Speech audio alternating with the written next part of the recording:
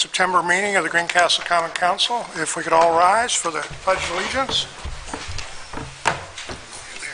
Allegiance to the flag of the United States of America and to the republic for which stands one nation, under God, indivisible, with liberty and justice for all. I would ask that we keep in mind our friends and allies in Great Britain on the passing of the Queen today. She's been around for quite some time, leading Great Britain, and just ask that you keep our friends and allies in your thoughts and prayers. Linda, can you call the roll, please? Councilor Mark Hammer. Here. Councilor Adam Cohen. Yep.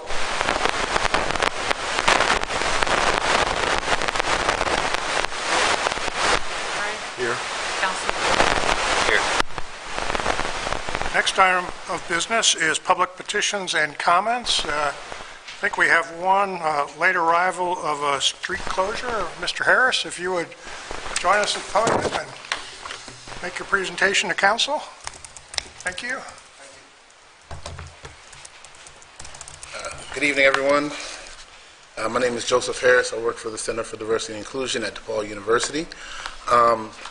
We have, in celebration of Latinx Heritage History Month, from September 15th to October 15th, we're planning on having local artists come and do a street mural. And so we're requesting to have a street closure from September 25th to October 1st between the hours of 4 and 8 p.m. so she can work on the mural. The artist in question is a former Greencastle resident, Harriet Watson. She's also doing the Putnam County murals as well. And we wanted to have her come down and do some a mural for our residents and for the school to celebrate that month. And so we're looking to have her come down for that time. So we'd like to close it between 3:30 p.m. to allow her to set up and 9 p.m. to allow her to shut down. How many days do you want to close for? Just the one? Just a week. A week. A week between the hours of 4 and 8. But won't cars drive over to ruin the mural? No, the mural is going to be, it's not going to be a permanent mural. It's going to be like semi-professional chalk. So it's going to be able to be down, it's going to be able to come up pretty easy, but it's not going to, from what she said, cars and rain won't ruin it, and she's the artist, so I'm going to trust her. I don't know how it's going to work, but she says it's going to work, so. Is the mural going to be on our city street? It's going to be on the street itself. Okay, so we probably need to grant permission for two different things then. There may be some other issues here that we might need to chat with you after the meeting. The council has said no to Yeah, I was just going to say, that. Yeah, this is similar to the relatively permanent chalk that they've used on some races and stuff like that, using directional arrows and wording and stuff like that. So it's not going to be quite that strong. So I had contacted somebody here in the office before, and they said as long as it wasn't something that was permanent, that they thought that it would be okay. But of course, I'd have to come and ask for permission. But when we talked to the artist in question, the parameters we gave her that it couldn't be permanent, it had to be easy to come. It had to be something that could easily come up. so here's we've been down this road. And here's where, No pun intended. no pun intended. That's a good one, though. So here's where we've run into issues. One, and Lori can correct me, one, if it doesn't come up, like how long is it actually down on a city road? But then the other one is, once we allow people to put like that down on a road, we don't get to control the message. Okay. So like, this might be a beautiful piece of art, but somebody else could put down something that we would prefer not be on our roads. I'll just leave it at that. Understandable. I would. And we don't have the right, as I understand it, once we open the Pandora's box, we don't get to close the Pandora's box. Yeah, we don't have any, last I understood, we weren't going to allow that. Right, Yeah, I mean, that's what your decision was. Right. right. When we've been down this road before, it was, well, the chalk it'll wear off, relatively soon and everything else, and it was there virtually, 10 months later, 6 months And there were later. complaints, a lot of Yeah. people complained in the neighborhoods, and Could they do it on the basketball court there, on the I think visible, but I think the question would be, at least from our point of view, is the visibility of it is part of the message for the month. We wanted something that would be easily sort of visible and accessible to students and community to let them know that we appreciate sort of the role that community has played in the formation of DePaul and the greater Greencastle and Putnam County community. So the kind of putting it on the back of the basketball court wouldn't quite send the message that we were hoping for. What about, I mean, my concern continues to be is once we've opened this, we own the street, but we will no longer easily be able to say what message can go up and down. You've already said no. Right, So we've you're said no. If you open, And I just, in today's world, I can just, what I don't what want our about, streets to become a billboard. Now, what about like, can we put, I'm trying to think, like those white panels up that, and paint it up on the side, on the north side of the sidewalk. So it's kind of facing the road, seen from the road, and then close the road and have kind of a party to celebrate it. Does that make sense, Lori? Is that? or what So about part of- what about the huge sidewalk that goes down The quad? by, Football? that used to be College? Used to be College Street. The quad. Yeah, Well, no, it's the O'Hare The sidewalk sidewalk now. down the quad. Yeah, what about that? It's wide, Burkhart it's as Walk. wide as the Burkhart. street, right? Yeah. Since it used to be a street. Burkhart Walk. I think it's the one in front of Lily's. Or the one from the little, either one. Yeah.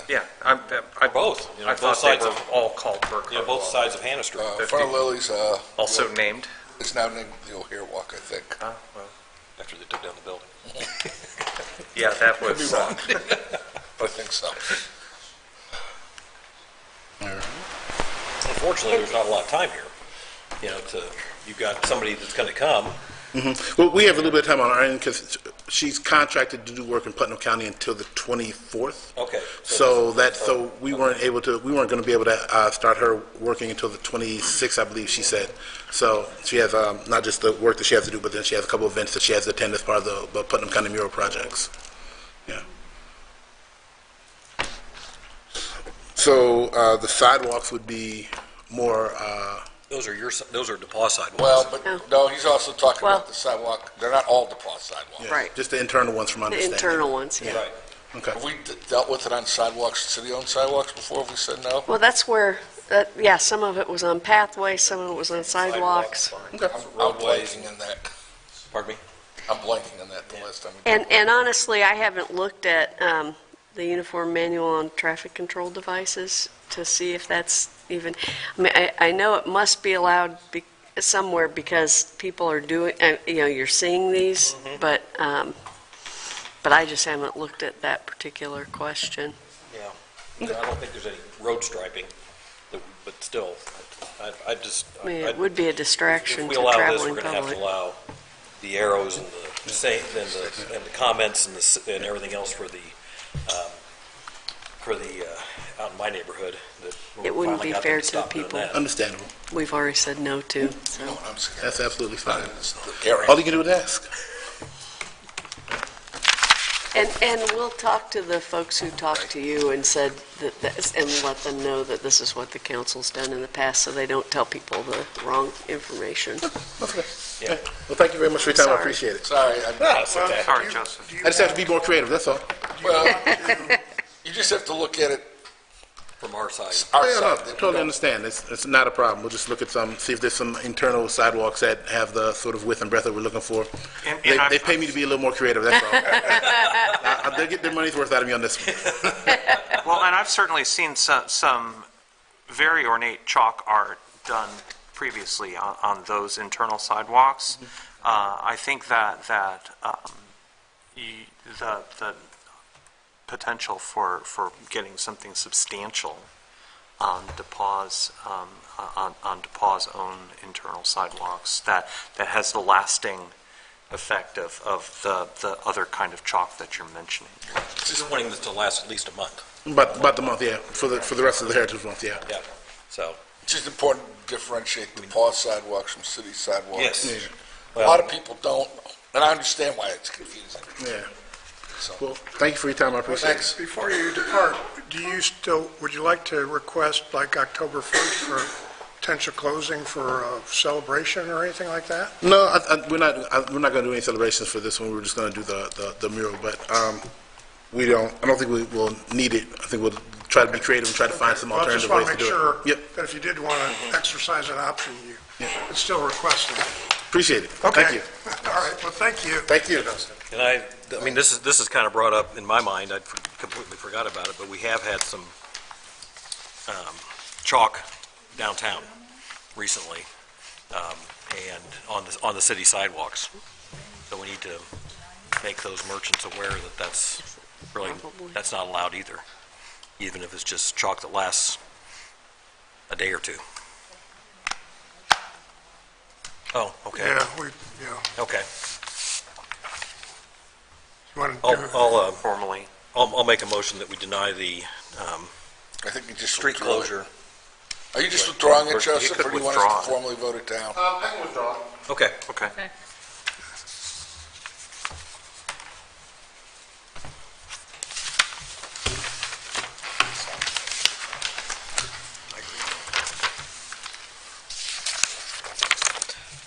So anyway, that just kind of came to mind when we were talking about it, was that I noticed that we've had some chalk wording on our public sidewalks downtown recently.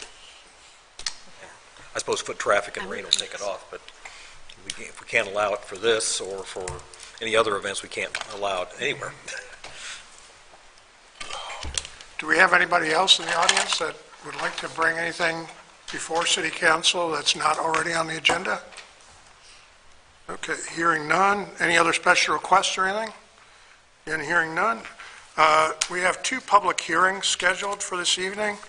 The first public hearing on the agenda is for the 2023 budget, and so I'll turn the floor over to Linda. She and I met with the Budget Committee a couple weeks ago, and she has then taken that information and put it into the format for the budget that is included in your packet.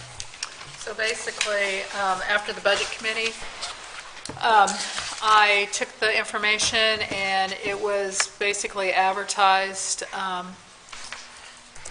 publicly through Gateway. So we met that requirement. It was advertised that Friday after our meeting, so that was probably around the 16th or so of August. So it was advertised plenty of time before our meeting here.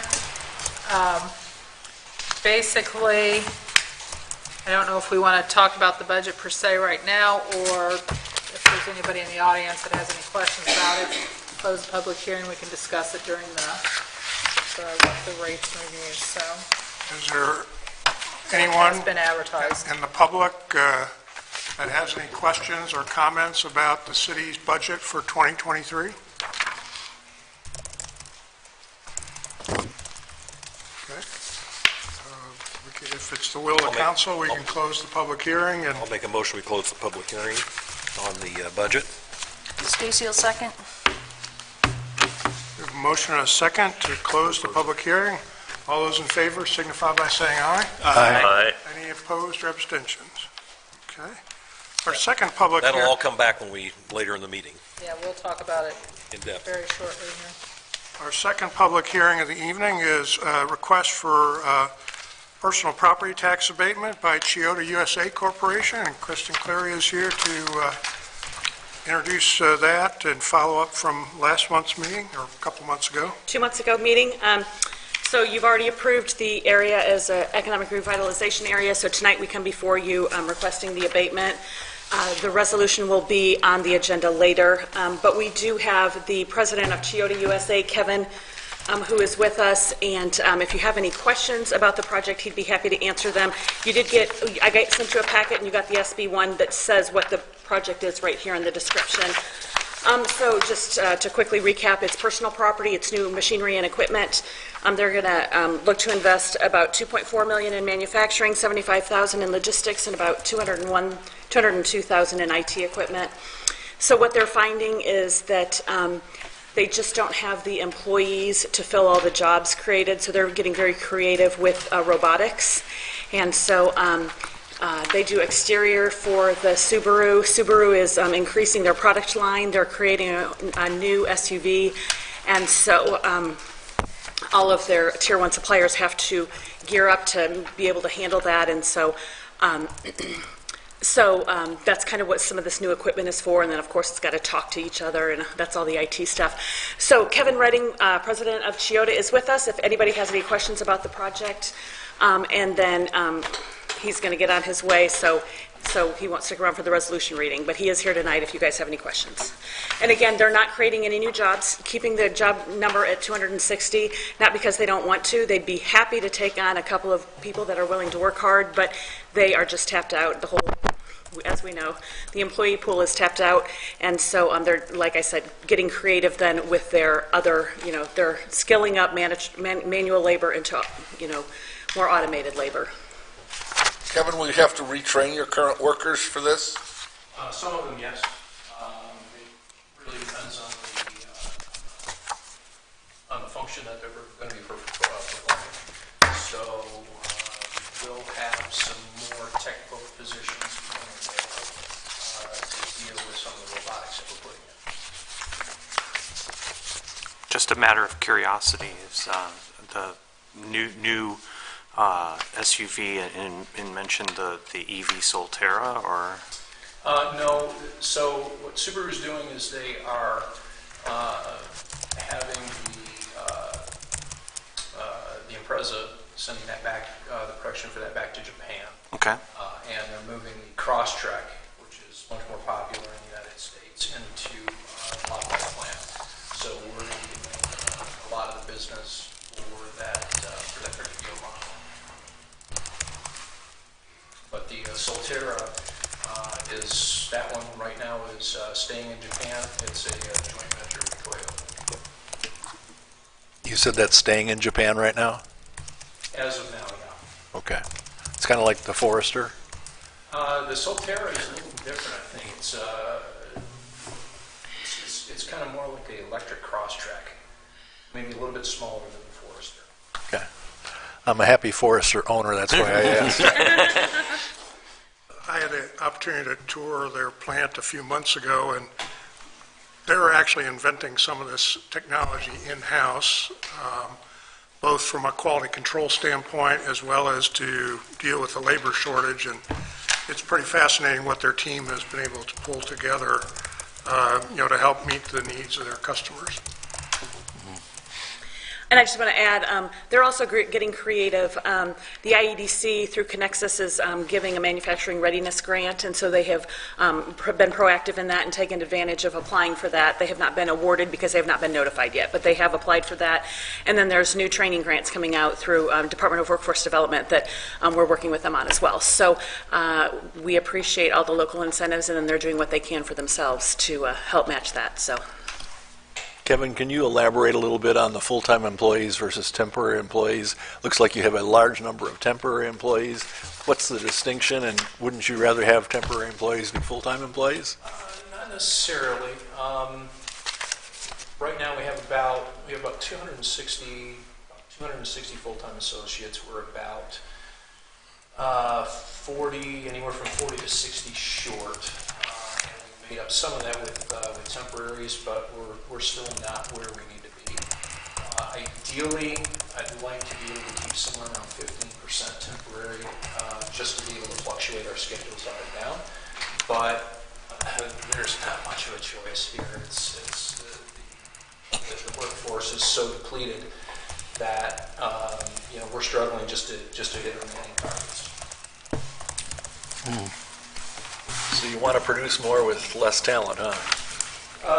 Well, yes and no. What we want to do really is reduce our reliance on unskilled labor, and we want to create more technical and skilled jobs for the area. Ultimately, that's kind of what our target is. There's still going to be a need for some of that unskilled labor, but unfortunately, there's always going to be jobs that automation just can't do, and that we need to have people. We need to have thinking, feeling people. So. Beyond being a happy Forester owner, I want to compliment you on the donations you've made to the city and the county. It's an impressive list. And that goes a long way with us in terms of granting tax abatement, quite frankly. Well, it's, like I said before,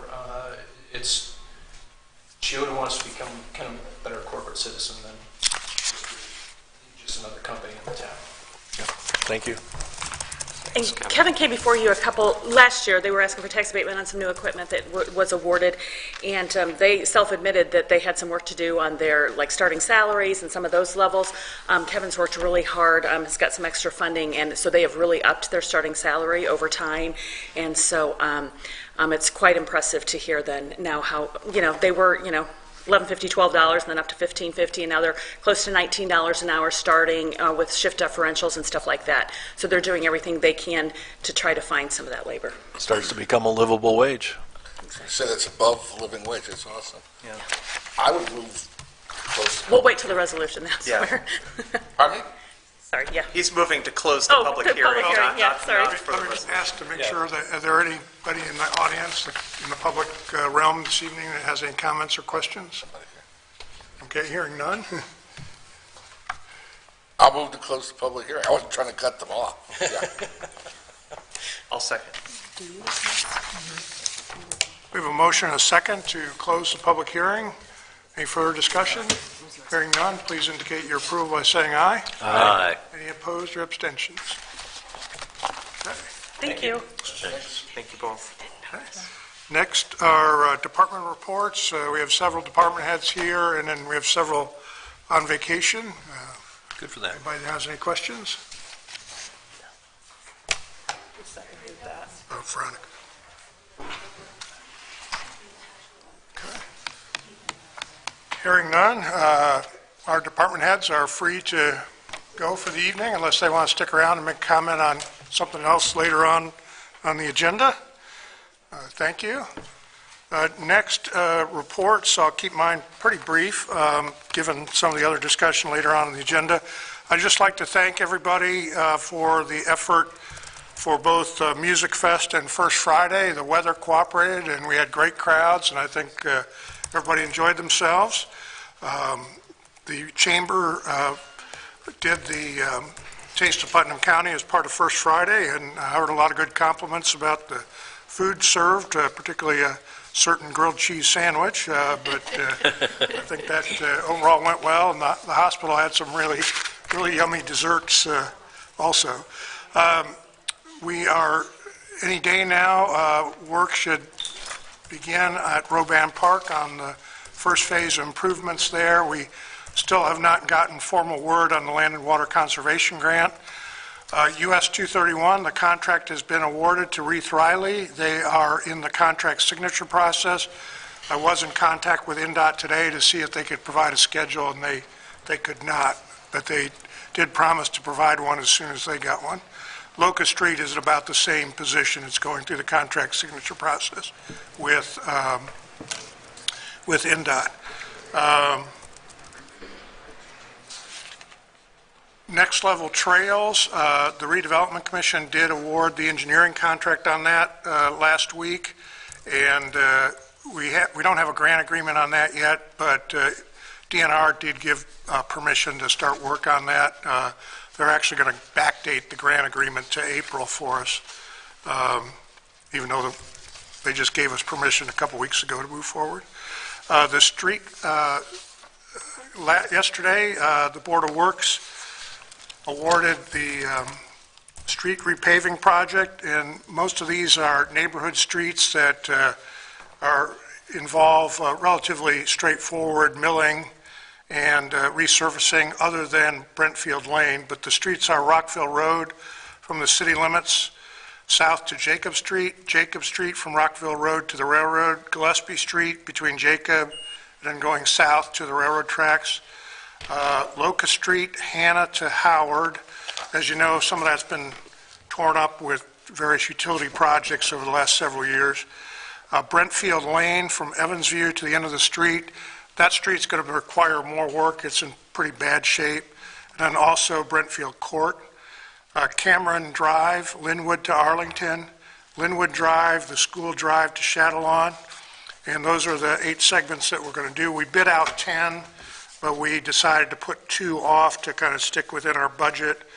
The investment will be about $480,000, so we'll pick up the 2 that we dropped next year as part of the selection for 2023 streets, so those will be moving forward. Could you refresh us on those that got dropped?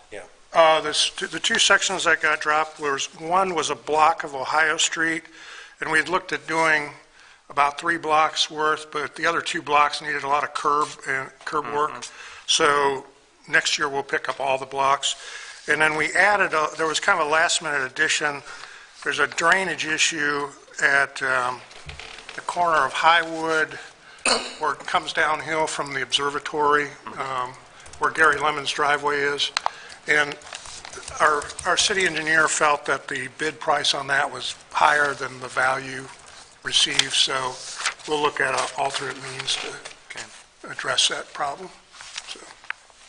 On the Brentfield, both Brentfield Drive and Brentfield Court, I'm assuming that we're going to, we don't ever assume, we have some sort of an underground spring issue. Yeah, that is the most expensive segment at almost $195,000, and that includes drainage work, under drains, and some other issues. Good, yeah, that's a lot of fun in the winter. Yeah. Okay, good. So I just want to let everybody know that we'll be, once we have the contracts in the signature process with Milestone South, we gave them notice of award today after the meeting yesterday. So they'll get us their bond and stuff, and then we'll get with Eric on a press release once we get a schedule from them. So. No reason to doubt that it won't get done this construction season, right? Yeah, they'll get it all done this fall. Good. You know, unless it starts raining every day. Followed by early snow. Linda? I think you probably also might email where the State Board of Accounts are here. I will probably need to get with you, Mark, sometime next week for an entrance conference. Okay. They were gone most of this week. Would they come in last Wednesday? I don't know. You called and they were here the next day. They called and they wanted to come later in the month, and since I'm going to be gone the last half of the month, they decided they would come Immediately. Try to get a bunch done, and then just have to come back and finish up. We are not having a federal audit, it's only just a regular audit, so they should probably get through most of it next week. So an entrance, We'll even though have they're it- already started? And Yeah, everything? but we need to have a quick Okay. entrance conference. So Mark needs to try to attend, but of course, everybody knows they're always welcome to attend the entrance, and then there'll be an exit probably sometime after the 1st of October. If you've never gone to one, they're kind of interesting the first time. The first time. The first time. Yeah. No, I mean, they are. It's worth going. Yes. Just to see, and then decide if you want to go back. Then just another, John's not here to do, but I noticed that they gave us the cancer and fire service. Just to update you guys, I know Adam's been talking about this, that they have ordered the new extractor for their fire uniforms and things. So they thought it would be here in the next week. So they've got a place, I think, decided where it can go, and they'll get that hooked up. So what that is a very large type washing machine that after fires and stuff, they'll put their uniforms in it. It takes some very expensive detergent, but it takes out all the carcinogens and stuff out of the uniform. So that has been ordered and will be here very soon. So just thought I would, saw that here and update you that that has been ordered. And so we're also, the department, a couple other department heads, we're also looking at some software that will make my job a little easier with council meetings and live streaming and permitting and ordinance code violations and Just generally the just code, city code, zoning map. zoning maps, all things, kind of things that are going to become more automated, online streaming, more helpful for all of our boards and committees to do their minutes and agendas.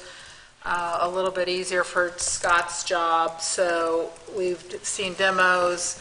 They're pretty reasonable as far as quotes. So, you'll probably hear more about that as time comes, but. Linda's bringing us into this century. Sounds like She's- sounds like a digital Swiss Army knife. She's been working really hard. So there'll probably be a lot of changes. And believe it or not, a lot of things are very the company's very good. They've been around for years. They've kept up with the times, pretty reasonable. We're going to get our extremely- city code totally revamped. It's going to be digital. It's going to be updated almost within a couple minutes of, or a couple days, weeks of when ordinances are passed and things like that, so. And we're looking at new software and new handheld and new equipment for the parking And downtown. parking downtown too, so.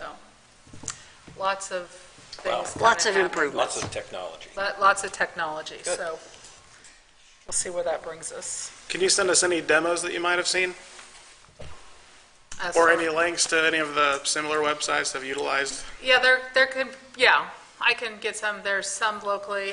What's really nice is when I talked to this company at first, they were doing a lot of smaller municipalities, so I knew they had to be fairly reasonable for smaller municipalities to start using them rather than, somebody our size, and they have been, the Muni code is really very reasonable, so it's going to go through a rehaul here in the zoning, and it's all going to get incorporated and be able to search and find things much easier, so. Yeah, our code is in pretty good shape. It was recodified some years ago, but still, it's in the same format, and not a lot of things have to change. But the zoning code is in a totally different format that isn't easily updated, and so this will be a huge improvement. Yes. So we'll keep you posted as that, and I'm working with Greg Stefan to do some upgrades too, so, through this company. So he's reached out to him, and he'll be talking to him to make sure we have the right cameras and things like that. So, that's all I have.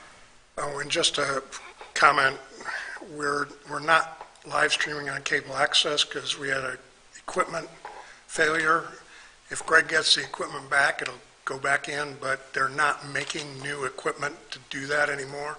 We are live on YouTube tonight, and we'll still do, people can still watch after today's date on YouTube, so. We're not on our local access We're channel. not on cable access because the equipment box that we have failed. Okay, And you can't get replacements. cannot, it's not just, It's it's not we're old, waiting, it's 20th They don't even century. make the old technology anymore. technology, Yeah. so. He already Yeah, tubes found in it. one that he was using that was old and used it as for parts, and a couple of parts off of something else. Mayor, Yeah. there's a link on our Facebook page for people to get Yeah. to, right? And on our webpage too, if they want to get to it, good.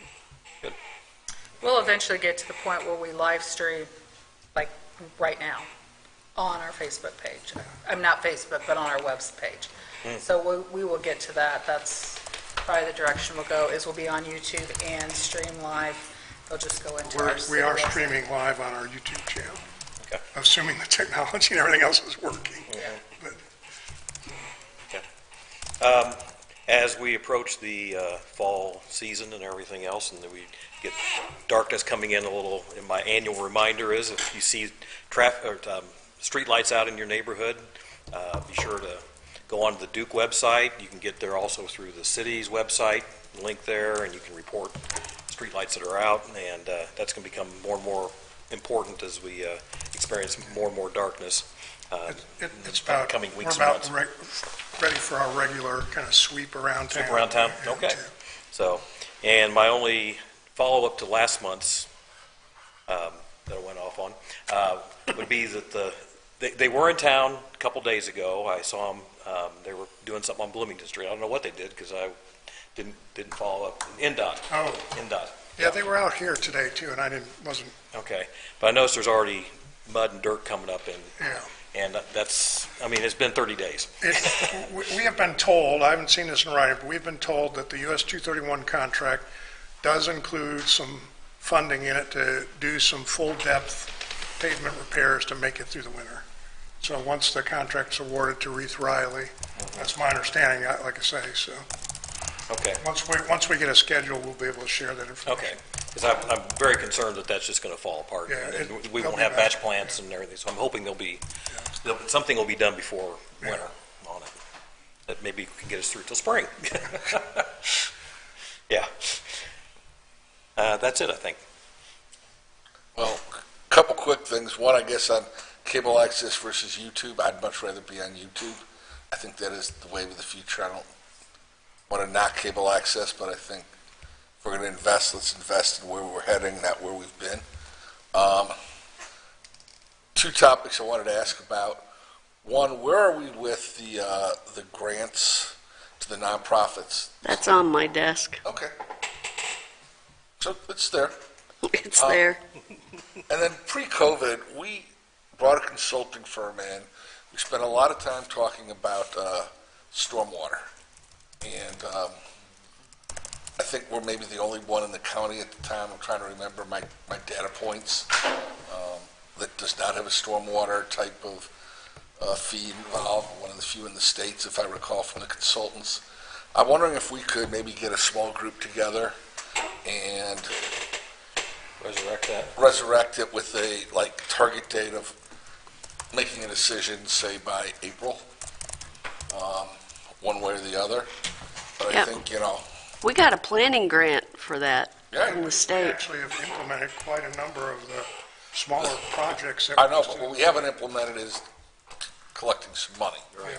And I think it's, as we're working on budgets, as we're working on revenue streams in a city that has large numbers of nonprofits, that is not nickel and diming. That is a legitimate area that we can be charging for. I'm not trying to nickel and dime a single person. It is a legitimate area. It's a service we're providing. That money coming in can help offset other costs in our water department and other areas in the city. The street department's the one, it's coming out of, these Street, yeah. projects are coming out of street I'm sorry, department out for of the the most street part. department, that would extend our ability to do other roads. I think I felt that it was a legitimate, revenue stream. I think it still is. I know we got waylaid like the rest of the world with COVID, but I would like to see us revisit specifically the revenue side of it with the recommendation coming by the April meeting. I'm happy to serve on the committee. I can't remember who else was in that room with me. We were all in Oh, everybody, with you. the whole So a couple other council. people wanted to, work with Linda and then, of course, Bill. But I just think, again, I'm not nickel and diming. I'm looking at, where we're spending our money, how we recoup some of that. It just makes sense to me. I think that we are the only one in the county that, I think Cloverdale North, or Fillmore? Bainbridge, Fillmore has one. I am 98% sure the consultant said we were the only one. And one of very few in the state. I don't want to quote their number because I don't remember it exactly, but we were clearly the outlier. Right. In not collecting that. And I just think we need to collect it. I mean, we're battling roads. We need to get more road work done. We always need more road work. I forget, Gary Lemon came up with the figure what we had to spend a year to keep up, and it was astronomical. So, Or how many miles of road we had to repave, and we weren't even approaching that, so. and we're nowhere, and this will not get us there, No, but get us a little closer. a little closer. Yeah, I think probably the biggest stumbling block was, there were some pretty ugly numbers in there that we were talking about charging some of the larger, Well, ourselves included. ourselves School included, but, corporation and, the school corporation, DePaul, got hit hard. Yep.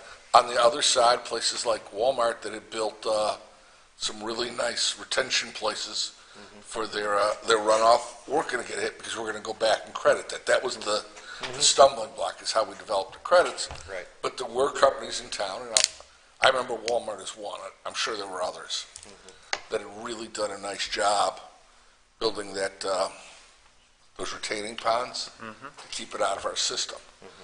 On the other hand, you go down by the baseball fields and the runoffs into that neighborhood, they're pretty significant when that water comes gushing off there. And Asbury Towers is having Asbury water Towers. problems. You know, and again, I'm not trying to single out like the schools or the nonprofits, but we are providing them a service. And we need to recoup it somehow so we can put the money into the neighborhoods where they belong. And if businesses don't want to invest like Walmart has, then they'll pay it on the other end. I mean, it's, Yeah. you know, Retention areas if you can, or you pay bigger. you pay us to handle it. So Adam, what's the next step? I think the next step is I'd like to see, I don't know if it falls more under Linda or the mayor, but I'd like to see them get 3 council members together. We come up with the recommendation, and we have that recommendation to council by April, so there's a deadline on it. I think April was more than enough time. And it's either we're going to go ahead with it, or we're going to shelve the idea of it's not a tax, a fee. No, it's a fee. A fee. Yeah. It's a utility. It's one way or the other. But right now, it's just sitting out there, and I understand why it got pushed off to the side, but we need to bring it back. And Any just other so, members of council that are interested in looking at all that? Yeah, I'd be curious. It's really fun.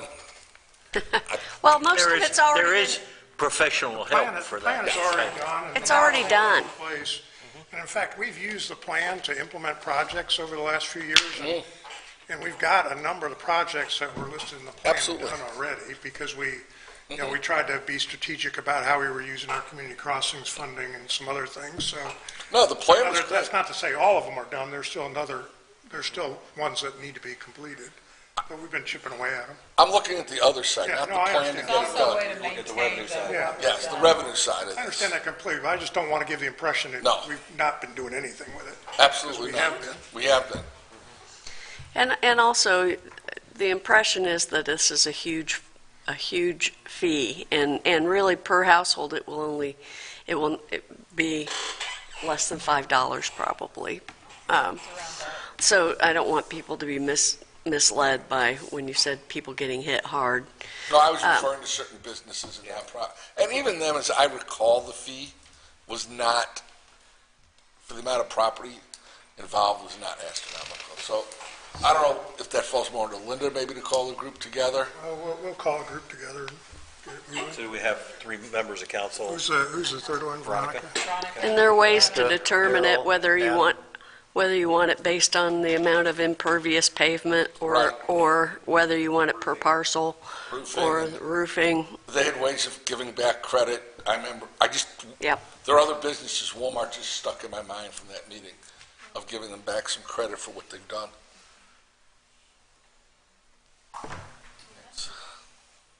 What I got. You said you didn't have anything. Oh, I said like 3 Quick thing, not so quick. quick. A quick update from the park board meeting last night. Fall softball is underway and numbers are up.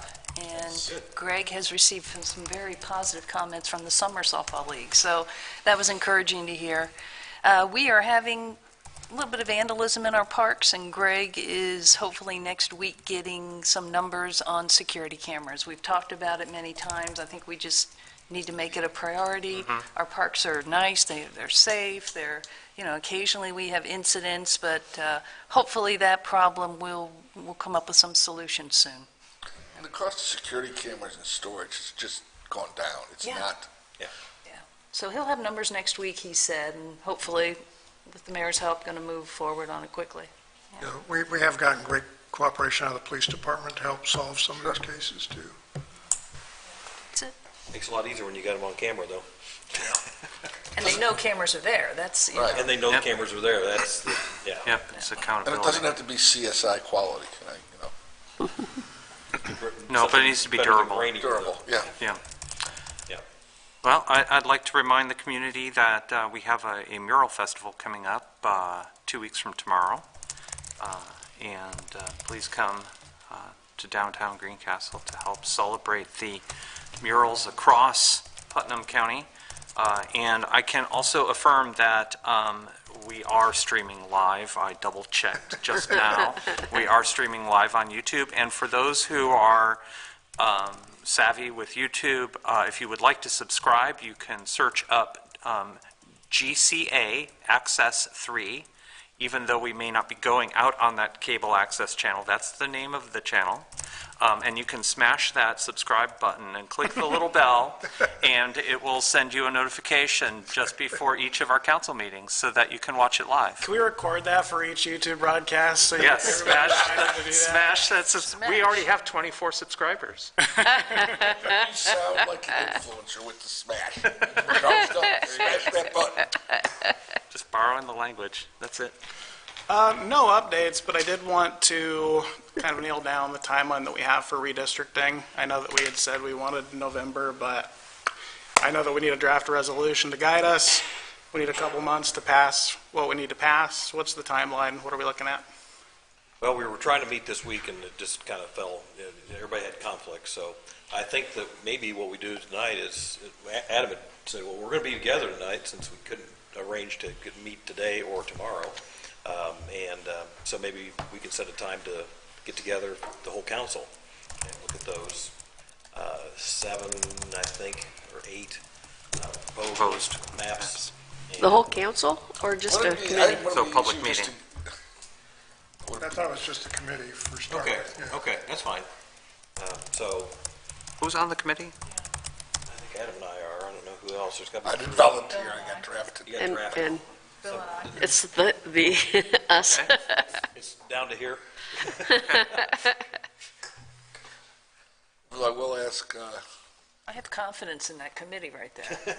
But, would you have but copies we of have that? 7 maps that have been provided, possible maps, so we probably should look at those and come up with a recommendation for what our preference is, and then have a meeting with the whole Okay. council. Okay.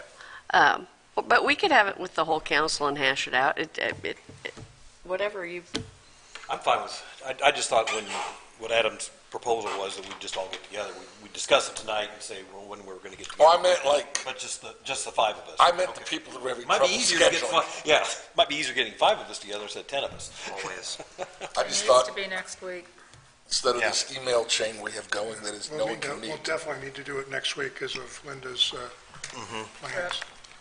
and one of the questions that was posited to us was whether you want all of the districts, each neighborhood kept together.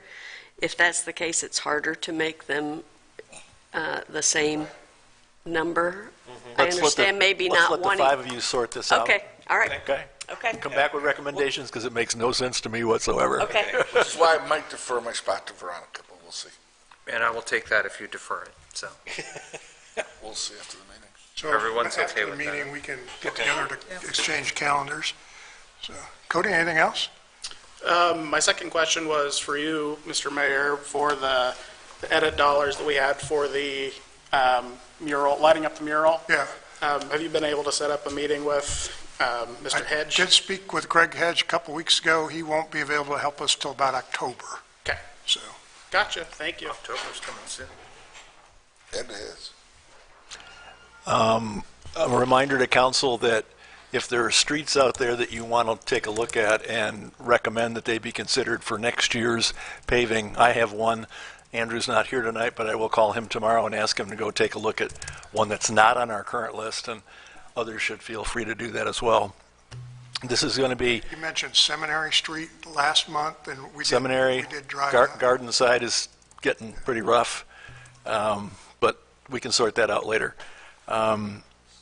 This is a public service announcement on behalf of the street department as the council liaison to the street department, and that is, if there's somebody out there that's interested in helping keep the downtown clean and beautified, it's a part-time position, and we would love to hear from the man or woman who would be interested in taking that on. A number of people that are kind of retired or semi-retired might well take that on. My wife and I had been in Vancouver, British Columbia, and we saw on the trash containers a phone number to call if it was full. And when I mentioned that to Andrew, he said, I'd rather have that half-time position filled. So I'm pleading with somebody out there who's civic-minded and is into beautification to take us up on that. Where's the posting for that? It's on our city website. Yep. The Mayor, quick question on all these stone sidewalks that have been torn up, and it's a bunch of, as somebody who went down on a trip hazard not too long ago, I'm really sensitized to walking over all these stone spots. I've asked our city engineer to check on that, because that's all the section that's going to be torn up as part of the Locust Street project. And I asked him to check if they were to come back and make temporary repairs. And some of it may depend on the schedule for Locust Street starting. Okay, some are not on Locust Street. I'm walking Seminary all the time. But that intersection is part of it too, so. Okay, all right. If they're much beyond that, then they should come back and fix those. Those are all done by CenterPoint Energy, and they have two different crews that deal with them. The crew that puts the gas lines in, and they have another crew that comes back and does the restoration. Okay. Per Veronica's comment about the mural projects, the one in the Banner Graphic parking lot is underway. I went to look at it after a meeting tonight, and it's going to be very interesting. And the first of 5 in the county. So if people are interested, they might take a peek at that. The YMCA and Wellness Center at RDC, you mentioned trying to get a joint meeting of council and RDC. Can we look at dates tonight? Is that premature?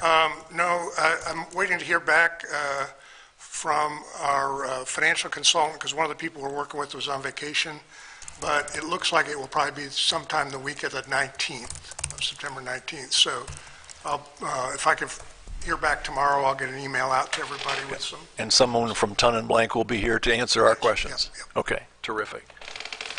That's all I've got. My comments for the mayor are, Linda, we had a yard sale at one time. How did the yard sale come out? Oh, gosh, I have to think back. We actually did really well. Really well. We got rid of about, I can't remember the exact, $60-some thousand worth of items. Yeah, I think it was 58 or 58, something. I mean, it was right there. almost $60,000 worth of items, so got rid of a lot of prize stuff. Prize. What about the bicycles? Actually, what they did was it didn't take too long to get through them. We had 100, and I think it was like 19 of them. We put them in lots of 25, but we didn't sell them, but he'd go through the first 25, auction out the good ones out of that. We'd get, $25, $30, $40 for some, because we had some decent bicycles in those. And then the rest of them, somebody'd buy the whole lot for a couple of dollars. Some guys were doing repairs, bicycle repair and things. So I think we did pretty well. Probably take us another 5 or 6 years to have enough stuff again, but. Where does that money go?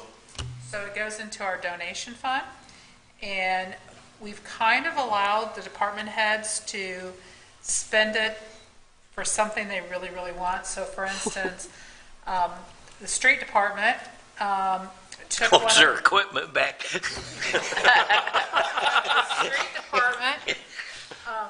the street department, they took an old truck that was too good to go into the auction, and then he bought, with some of his money, a new bed, a new dump type bed, or on the back of the flatbed. We talked about that at the last meeting, didn't we? Yeah, so he's got that, so that was about a $4,000 purchase. He still has money. The fire department, their ice machine went out, so they got a brand-new ice machine. And those are very, very expensive, so that was a $4,000 purchase, so that's where some of their money went. The water and wastewater wants a new ice machine, so they're going to get a new ice machine. They've never had one, but it's really handy for the guys that go out and work all day, and they can put ice in coolers and things like that. So things they normally wouldn't get, they're able to purchase with their auction money. So it's in the donation fund. Cool. But it is being spent wisely for things that are kind of nice for that. Needed but aren't in the budget.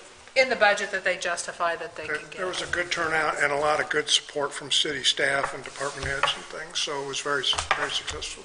Jason hosted it out at the cemetery, and it worked very well for us. Well, the best news is we got 60,000, but even the better news is we look at all the space that got cleared up. Yeah. Yeah, we so- cleared out a lot of space, Yeah. got rid of vehicles that didn't run, that were just sitting out on our property with weeds growing under them and stuff like that. So, a lot of good things, and I think, everybody was probably pretty happy, and there was probably a few really good deals that people got, so. By the color of some of that stuff, was that Army surplus or military surplus from way back when? The two backhoes were, Okay. that we had gotten.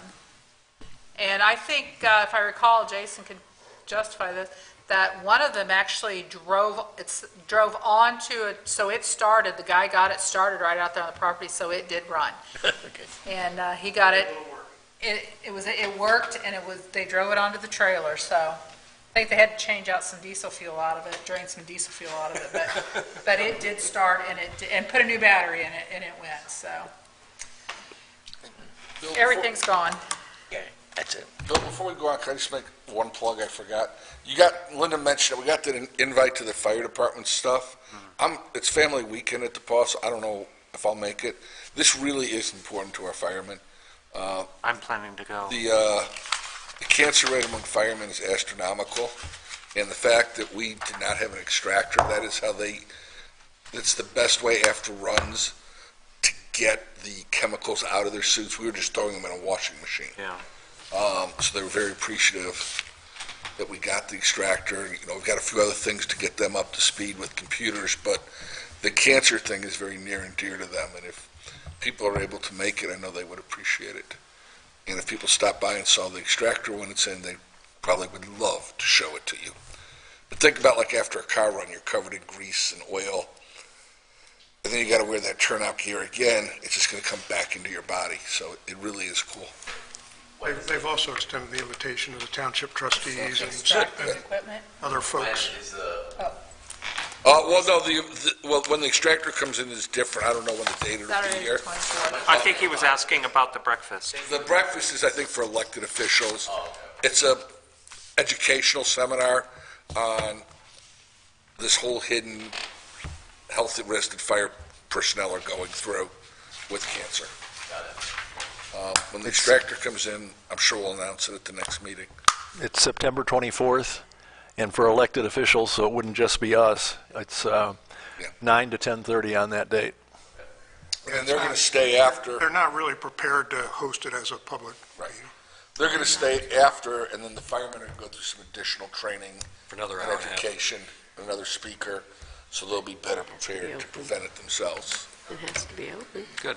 With as much talk as there's been about, risk of inhaling fire particulates for our veterans, it's good to see that we're considering our firefighters as well. But since it's not open to the public and all of our council people are invited, it is open for public access. Interesting. I thought of that, you're right. It would have to be. Interesting. Right. Okay. I still pay you. That's why So we you're love you, welcome Lori. to come if you want to go. I assume that other fire departments will be there too. It's not just for Greencastle Fire Department. I believe they've invited the other volunteer departments in the county, Okay. what I've been told. Okay, next item on the agenda is approval of minutes. We have two sets of minutes, regular session of August 11th and the Budget Committee session of August 15th. Do we need separate motions? Can, or, Yes. yeah, probably, because Probably on that not everybody was at the August 15th. I move to approve the minutes of August 11th. Second. Since I was at that one. We have a motion and a second to approve the minutes for August 11th. Any further questions or discussion? Hearing none, please indicate your approval by saying aye. Aye. I'll abstain.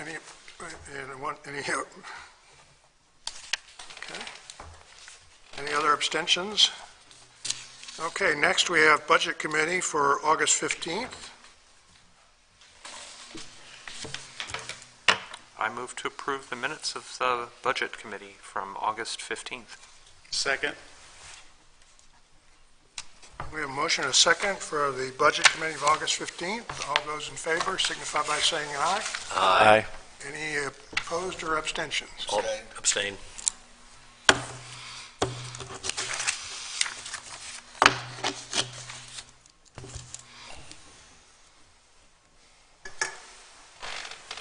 Okay, next we have approval of city claims.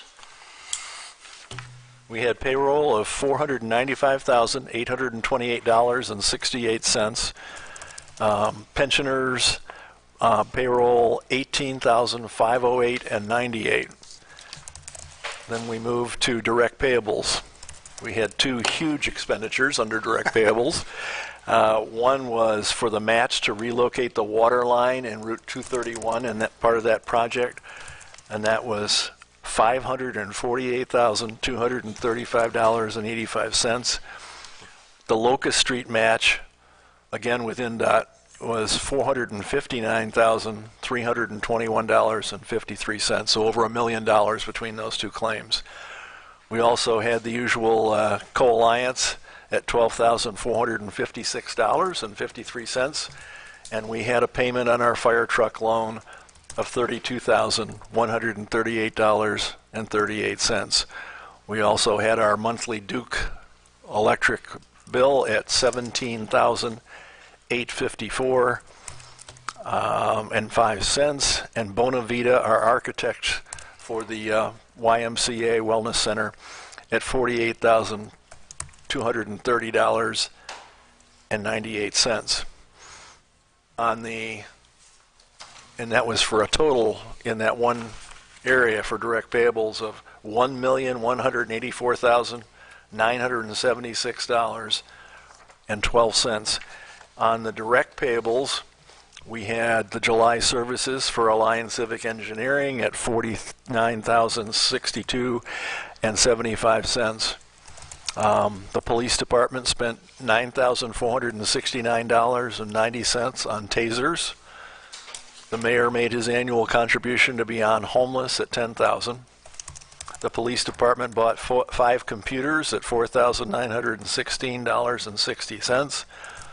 Green Street Residential Maintenance does some of the smaller mowing and weeding and fertilizing for the city. 3 months of mowing at $10,370. And then, as was referenced earlier, we have the extraction equipment, at $87,884.90, for a total in the common claims of $174,357.30. And with that, I move that the claims be approved. I will second that, and thank you, Dave, for that very thorough review of them and explanations. Linda, those computers for the police department, that was the total for 4,000 plus, right? Yes, and I believe that was a grant. So we actually, the police computers. Yeah, I'm just thinking the fire ones won't be that bad then. Okay. No, that's pretty much what 5 costs, and that was purchased with a grant, so we really Right. didn't have. No, you and I have talked, never, we've got to get some upgrades going. Yeah. Okay, we're good. That's all John's I wanted. working on the fire equipment. Okay, now we have a motion and a second to approve the claims as presented. Does anybody have any other questions or anything? Hearing none, please signify your approval of claims by saying aye. Aye. Any opposed or abstentions? Okay. Moving on, we have no old business. Under new business, we have several items. The first is Resolution 2022-14, a resolution reaffirming Resolution 2022-13 and declaring an economic revitalization area and recommended tax deduction, Chiyoda USA Corporation. Whereas the laws of the state of Indiana, specifically IC 6-1.1-12.1-1 at sequence, provide for the creation of economic revitalization areas within the corporate limits of the city of Greencastle, Indiana, Greencastle, Putnam County, Indiana, for the general purpose of providing property tax deductions to encourage private redevelopment of areas which have become undesirable for or impossible of normal development and occupancy because of a lack of development, cessation of growth, deterioration of improvements or character of occupancy, age, obsolescence, substandard buildings, or other factors which have impaired values or prevent normal development of property or use of property. And whereas the term economic revitalization area also includes any area where facility or group of facilities that are technologically, economically, or energy obsolete are located, and whereas the obsolescences may lead to the decline in employment and tax revenue. Whereas redevelopment means the construction of new structures in economic revitalization areas, either on unimproved real estate or on real estate upon which a prior existing structure is demolished to allow for new construction. And whereas rehabilitation means remodeling, repair, or betterment of property in any manner, or any enlargement or extension of property. And whereas pursuant to the applicable laws of the state of Indiana, the Common Council of the City of Greencastle may create said economic revitalization area through the adoption of a resolution. And whereas the need exists to establish an economic revitalization area in order to encourage private redevelopment in the City of Greencastle, Putnam County, Indiana. And whereas Chiyoda USA Corporation has planned the economic revitalization of their operations by investing up to $2,693,000 in new manufacturing and IT equipment to support additional operations, resulting in the retention of 260 jobs at their facility. Chiyoda USA Corporation seeks a tax deduction pursuant to IC 6-1.1-12.1 et sequence. And whereas statement of benefits form, said form approved by the Department of Local Government Finance has been submitted to the Common Council on July 7th, 2022 and September 8th, 2022, prior to the installation of new manufacturing equipment on such real estate by Chiyoda USA Corporation, and such statement of benefits are attached hereto and are marked Exhibit A.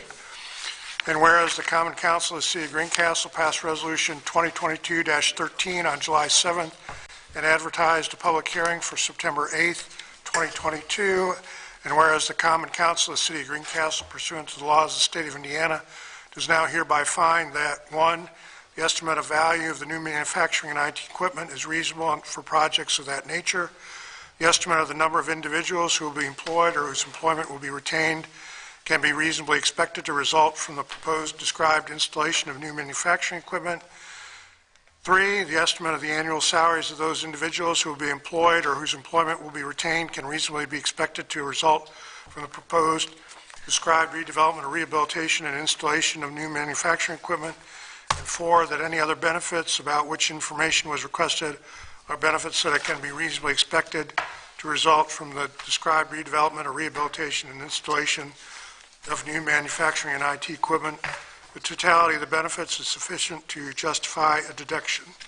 Therefore, based upon these findings, be it resolved that the Common Council of the City of Greencastle on this 8th day of September 2022, pursuant to IC 6-1.1-12.1-1, deems there to be a need to establish an economic revitalization area, and that said economic revitalization area shall be defined as follows. The resolution includes a legal description of Chiyoda's property, commonly known as 2200 East State Road 240. Therefore, the Common Council of the City of Greencastle does recommend a deduction of assessed value for a period of 10 years as a result of the installation of new manufacturing equipment, all is set forth in IC 6-1.1-12.1-4.5. Following abatement schedule applies to the eligible personal property that are part of the expansion project outlined in this resolution. Year 1, 100%, and then declining by 10% per year to year 11 at 0%. Common Council of the City of Greencastle does not recommend a deduction or tax abatement for special tooling, nor does Chiyoda USA Corporation request such abatement. Common Council of the City of Greencastle further recommends and approves the application of the deductions herein for improvements and equipment installed pursuant to the statement of benefits from the approval of this resolution and during the 24 ensuing months, September 2022 to August 2024. Passed and resolved by the Common Council of the City of Greencastle at its regular meeting this 8th day of September 2022, followed by proper signature lines. Kristen, do you want any final comments? No, I'm just here to answer questions. I do think Chiyoda has kind of upped their game, which I think they needed to do, and I think they've done a really good job under Kevin's leadership. He had momentum going into a crazy pandemic that shook him up a little bit, but he has recovered nicely, and again, they are not displacing any workers. They are just replacing some manual labor with some automated labor through robotics, and then upskilling those workers. So I would ask respectfully that you consider approving the requested abatement. Thank you. They have upped their game, and I'll make a motion that we pass Resolution 2022-14, a resolution reaffirming Resolution 2022-13 and declaring an economic revitalization area and recommended tax deduction for Chiyoda USA Corporation. As they are in my district, I will second the motion. We have a motion and a second to adopt Resolution 22-14. Any further questions or discussion? Only that I usually point out that on the landscape page we have here, it shows that they will, even though, and this is pretty much so, it's for the benefit of the public in general, when they hear tax abatement, they go, oh, they're not paying any taxes. They are going to pay about $113,500 projected over the next 10 years, which is about 40% of what they would have paid without the abatement. So they are getting some substantial savings, but considering that we're collecting nothing off this equipment right now, we're going to get another $113,591 in tax revenue. And they have, since they've been here, they have paid almost $3.5 million worth of property taxes, both personal and real. Any other questions or comments? Hearing none, please indicate your approval of adopting Resolution 2022-14 by saying aye. Aye. Any opposed or abstentions? Okay, we'll send a signature copy around. And Linda, I'll just get with you later to get all that. Super. Thank you all. Appreciate it. Thank you, Kristen. And have Mark sign it and hand it back to me. Okay, next item of business is the first reading of Ordinance 2022-6, an ordinance for the appropriations and tax rates. Be it ordained by the Greencastle Common Council that for the expenses of Greencastle Civil City for the year ending December 31st, 2023, the sums herein specified are hereby appropriated and ordered set apart out of the several funds herein named and for the purposes herein specified, subject to the laws governing the same. Such sums herein appropriated shall be held to include all expenditures authorized to be made during the year, unless otherwise expressly stipulated and provided for by law. In addition, for the purposes of raising revenue to meet the necessary expenses of Greencastle Civil City, property tax levies and property tax rates as herein specified are included herein. Budget Form 4B for all funds must be completed and submitted in the manner prescribed by the Department of Local Government Finance. This ordinance shall be in full force and effect from and after its passage and approval by the Greencastle Common Council. Name of adopting entity, fiscal body, Greencastle Common Council. Type of adopting entity, fiscal body, Common Council and Mayor. Date of adoption would be October 13th, 2022. So I will read the fund name, the adopted budget, followed by the adopted tax levy, and then the adopted tax rate. Rainy Day Fund, adopted budget, $100,000, levy, $0, tax rate, $0. General Fund, adopted budget, $5,247,229, levy, $2,139,667, adopted tax rate, 0.8650. Bond number 3, adopted budget, $103,250, adopted levy, $103,250, adopted rate, 0.0417. Fire pension, adopted budget, $132,221, adopted levy, 0, adopted rate, 0.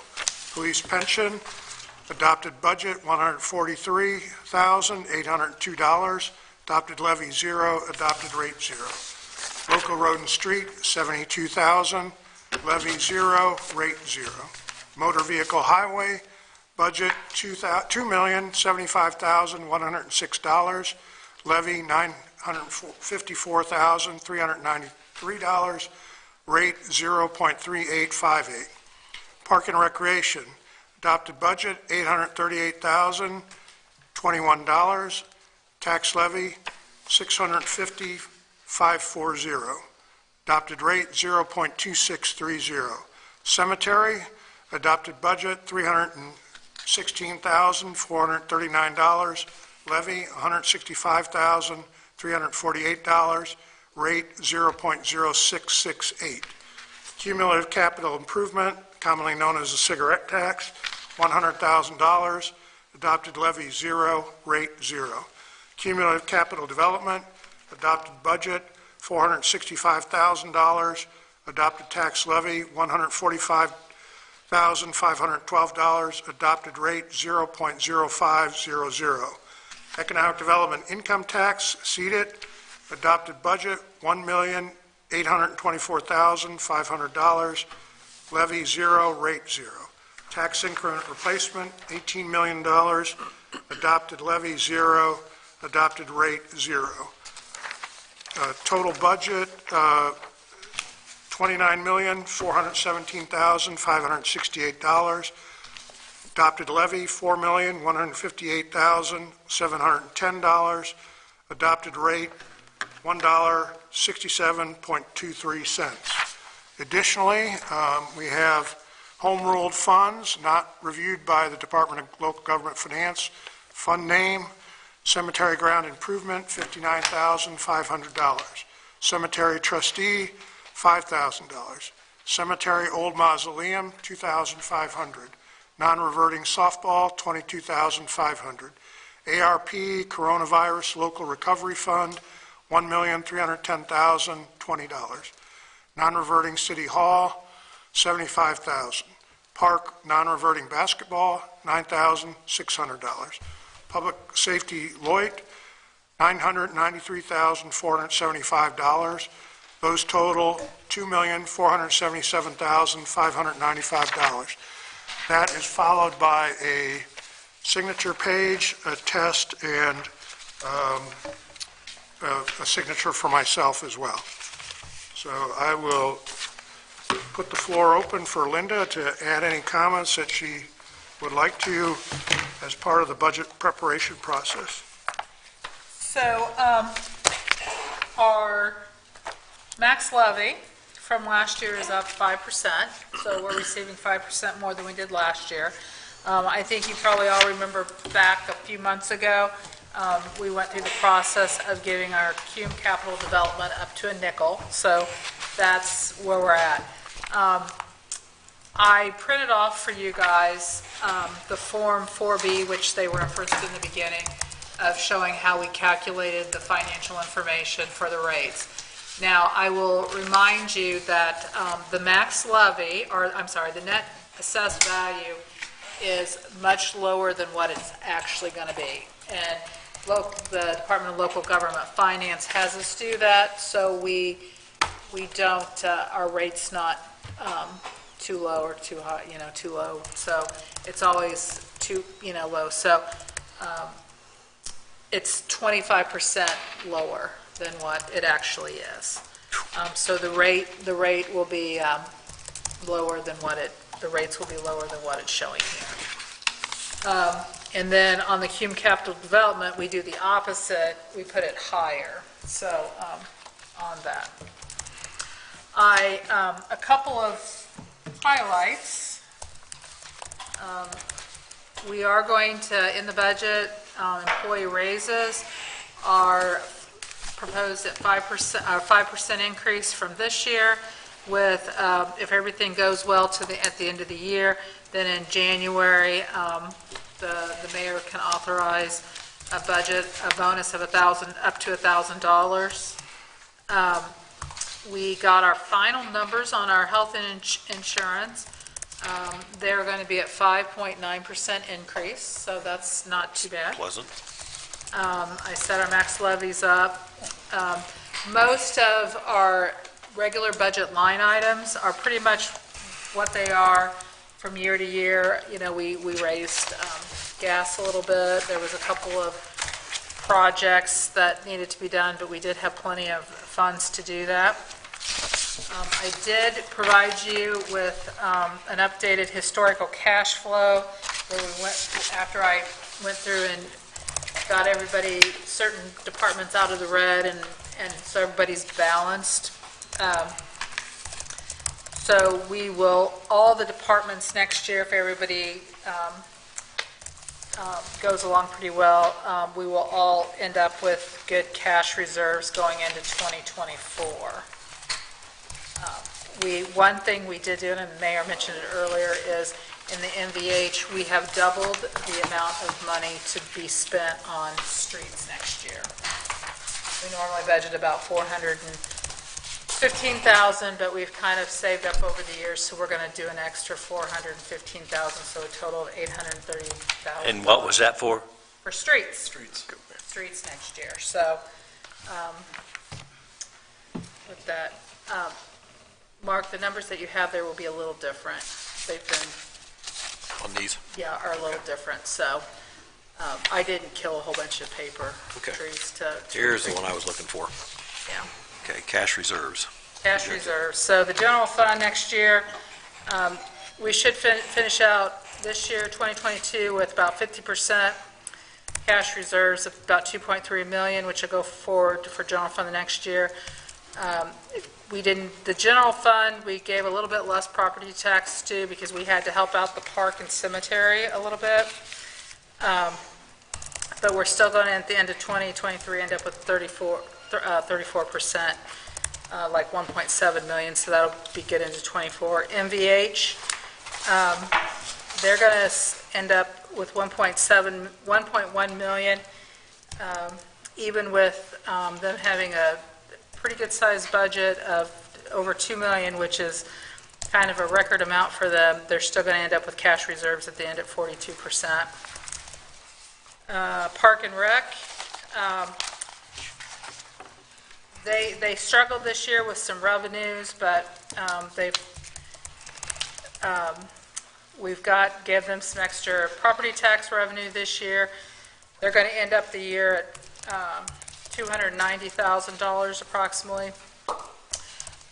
Moving forward with what we gave them, they're going to end up with just under 25% in the end of 23. They struggle because of the pool? A lot, yeah. They didn't have near the pool revenue they've had in other years. And you're comfortable with that cash reserve for them? Because it's Yes. lower than the others? Yep, we'll be okay with them.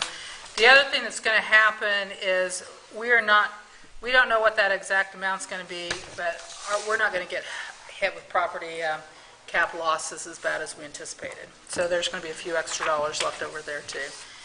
And then cemetery, we're going to get them going too. Cemetery may still struggle next year because their sales are down quite a bit. You know, a lot of people are not doing burials, more cremations, things like that. So they're struggling a little bit. That's a national trend, though. Yes, Yeah. it's a national trend, so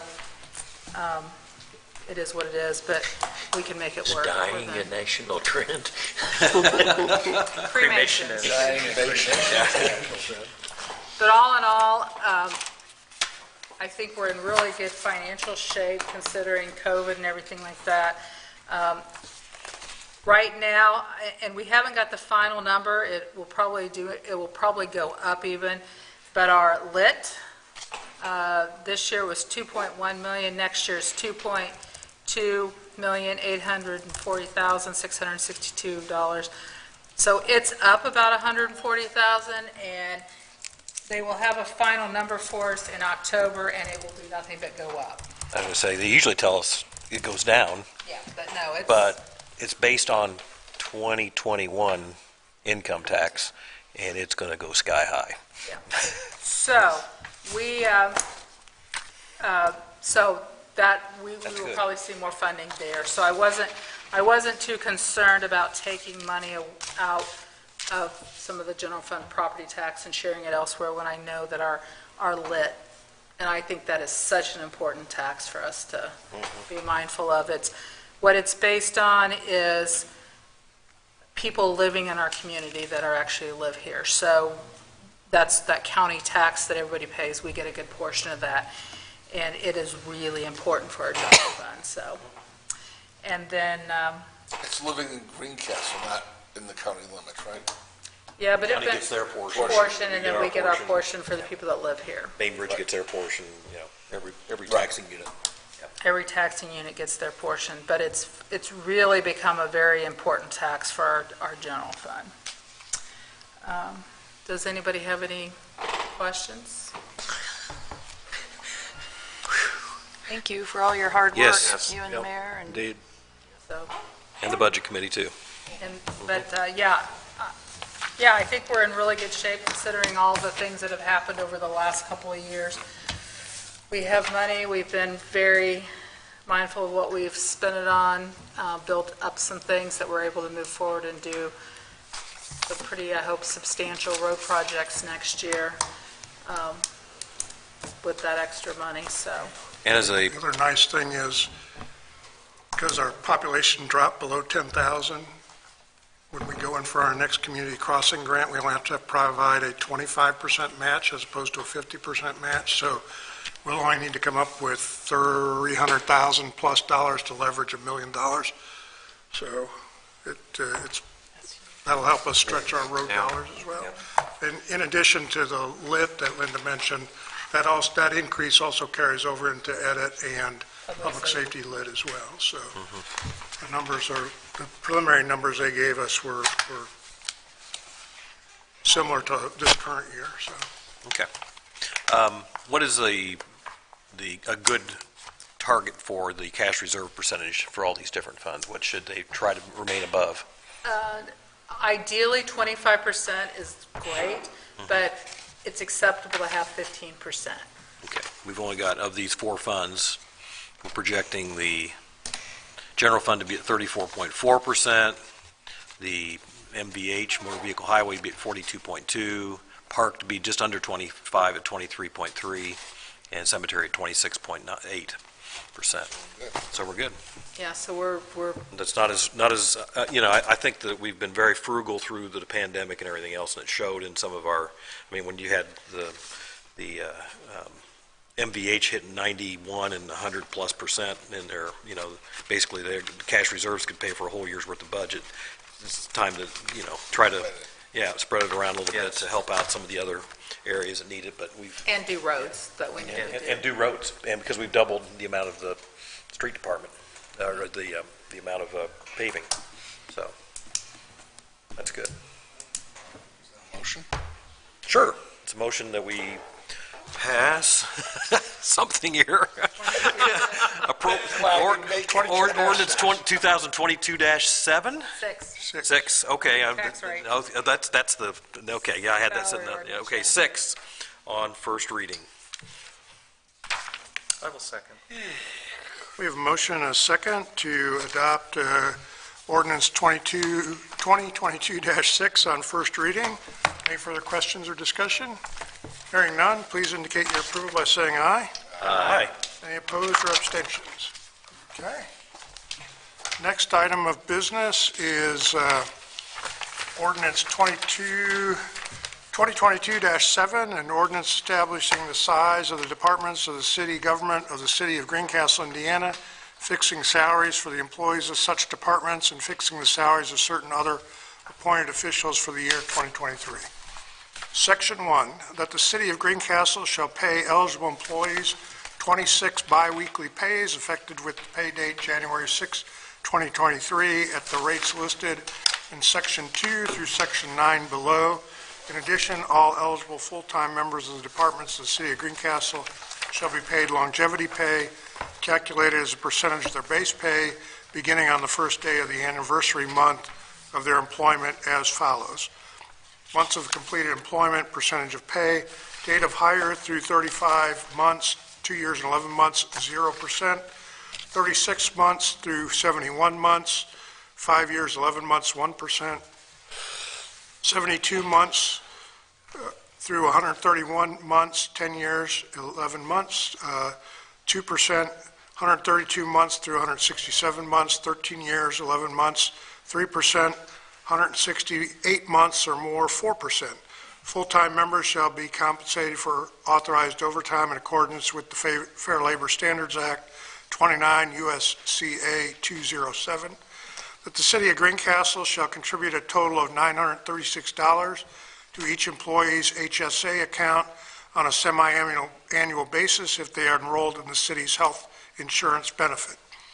City bonuses. An amount up to $1,000 may be paid to all full-time employees as a bonus. The ability to pay will be determined by the Greencastle Common Council and the mayor. If the bonus is granted, it will be paid when the mayor authorizes. To be eligible for the bonus, all newly hired full-time employees must have worked for the city at least 90 days, and the bonus will be prorated by months worked. Part-time employee bonuses will be 25% of the amount of full-time employee bonus. Any newly hired part-time employees must have worked for the city at least 90 days. Part-time employees will receive $10 per year of service. Oh, Yeah, line above The it. bonus will be prorated by month's work, an additional bonus. oh, I'm sorry, and the bonus will be prorated by month's work, sorry. An additional bonus of $25 per year of service will be given to each full-time employee if you've worked for the city at least 5 years. Part-time employees will receive $10 per year of service if they have worked for the city at least 5 years. Section 2, that the police department shall consist of up to 19 full-time members and 5 part-time crossing guards. I'm going to name the position and then the bi-weekly salary rate for each position. Police chief, $2,906.56. Assistant Police Chief, $2,739.09. Captain, and these will be hourly rates for the next several. Captain, $32.81 per hour. Sergeant, $29.74 per hour. Detective, $29.03 per hour. Patrolman, $27.48 per hour. Probationary patrolman, $25.98 per hour. Parking violation officer, $19 per hour. Patrol officer administrative assistant, $21.46. Patrol officer, canine officer, $28.32. Crossing guards, up to 5, $30 per day. Holiday pay shift for officers, $150 per holiday. Uniform pay, $1,000 per year per officer, paid in semi-annual installments in January and July. Uniform pay, $500 per year for PVO. Those are our volunteers, paid in semi-annual installments, January and July. Pension secretary pay, $350 payable last pay of the year. Section 3, that the fire department shall consist of up to 18 full-time members, including 1 full-time building inspector plus several part-time members and 1 part-time clerical position. Fire department salary, $2,817.06. Assistant fire chief, $2,674.88. Captain hourly, $24.24. Lieutenant, $23.23. Firefighter, $22.27. Probationary firefighter, firefighter engineer, $22.27. Firefighter, $22.22. Probationary firefighter, $20.56. Building commissioner, $27.75. Administrative assistant, part-time, up to 1,456 hours, $18.98. Part-time firefighter, $20.56. Part-time positions for all positions not to exceed 25,000, and that also includes part-time chaplain at $18.98. Training officer, additional $500 per year paid in December. Holiday pay shift for firefighters, $150 per holiday. Uniform pay, $1,000 per year per officer, paid in semi-annual installments of $500, January and July. Pension secretary pay, $350 payable last pay of the year. Section 4, that the Public Works Department shall consist of up to 9 full-time members and 2 part-time members. Street commissioner, biweekly pay, $2,642.49. Assistant commissioner, hourly, $24.75. Foreman, $22.11. Equipment operator, laborer, $21.27. truck driver, laborer, 21.27, mechanic, 24.28, part-time downtown beautification, 21.27, part-time city hall gardener, 16.04. On-call personnel will be paid $15 per weekday, $25 per weekend day, plus actual time worked. Section 5, that the cemetery department shall consist of up to 2 full-time members and part-time employees and seasonal employees who will not work more than 4,608 hours per year total. Superintendent, salary, $2,448.54. Assistant superintendent, hourly, 24.10. Part-time laborers, 15.75. Seasonal laborers, 14.68.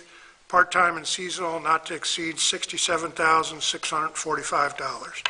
Section 6, that the Park and Recreation Department shall consist of up to 3 full-time members, part-time and seasonal employees consisting of laborers, aquatic employees, concessions, and program instructors. Park and Recreation Director, biweekly salary, $2,890.93. Hourly for Assistant Director, 24.06. Full-time Maintenance Supervisor, 22.98. Part-time year-round maintenance, 14.68. Park maintenance seasonal, 13.87.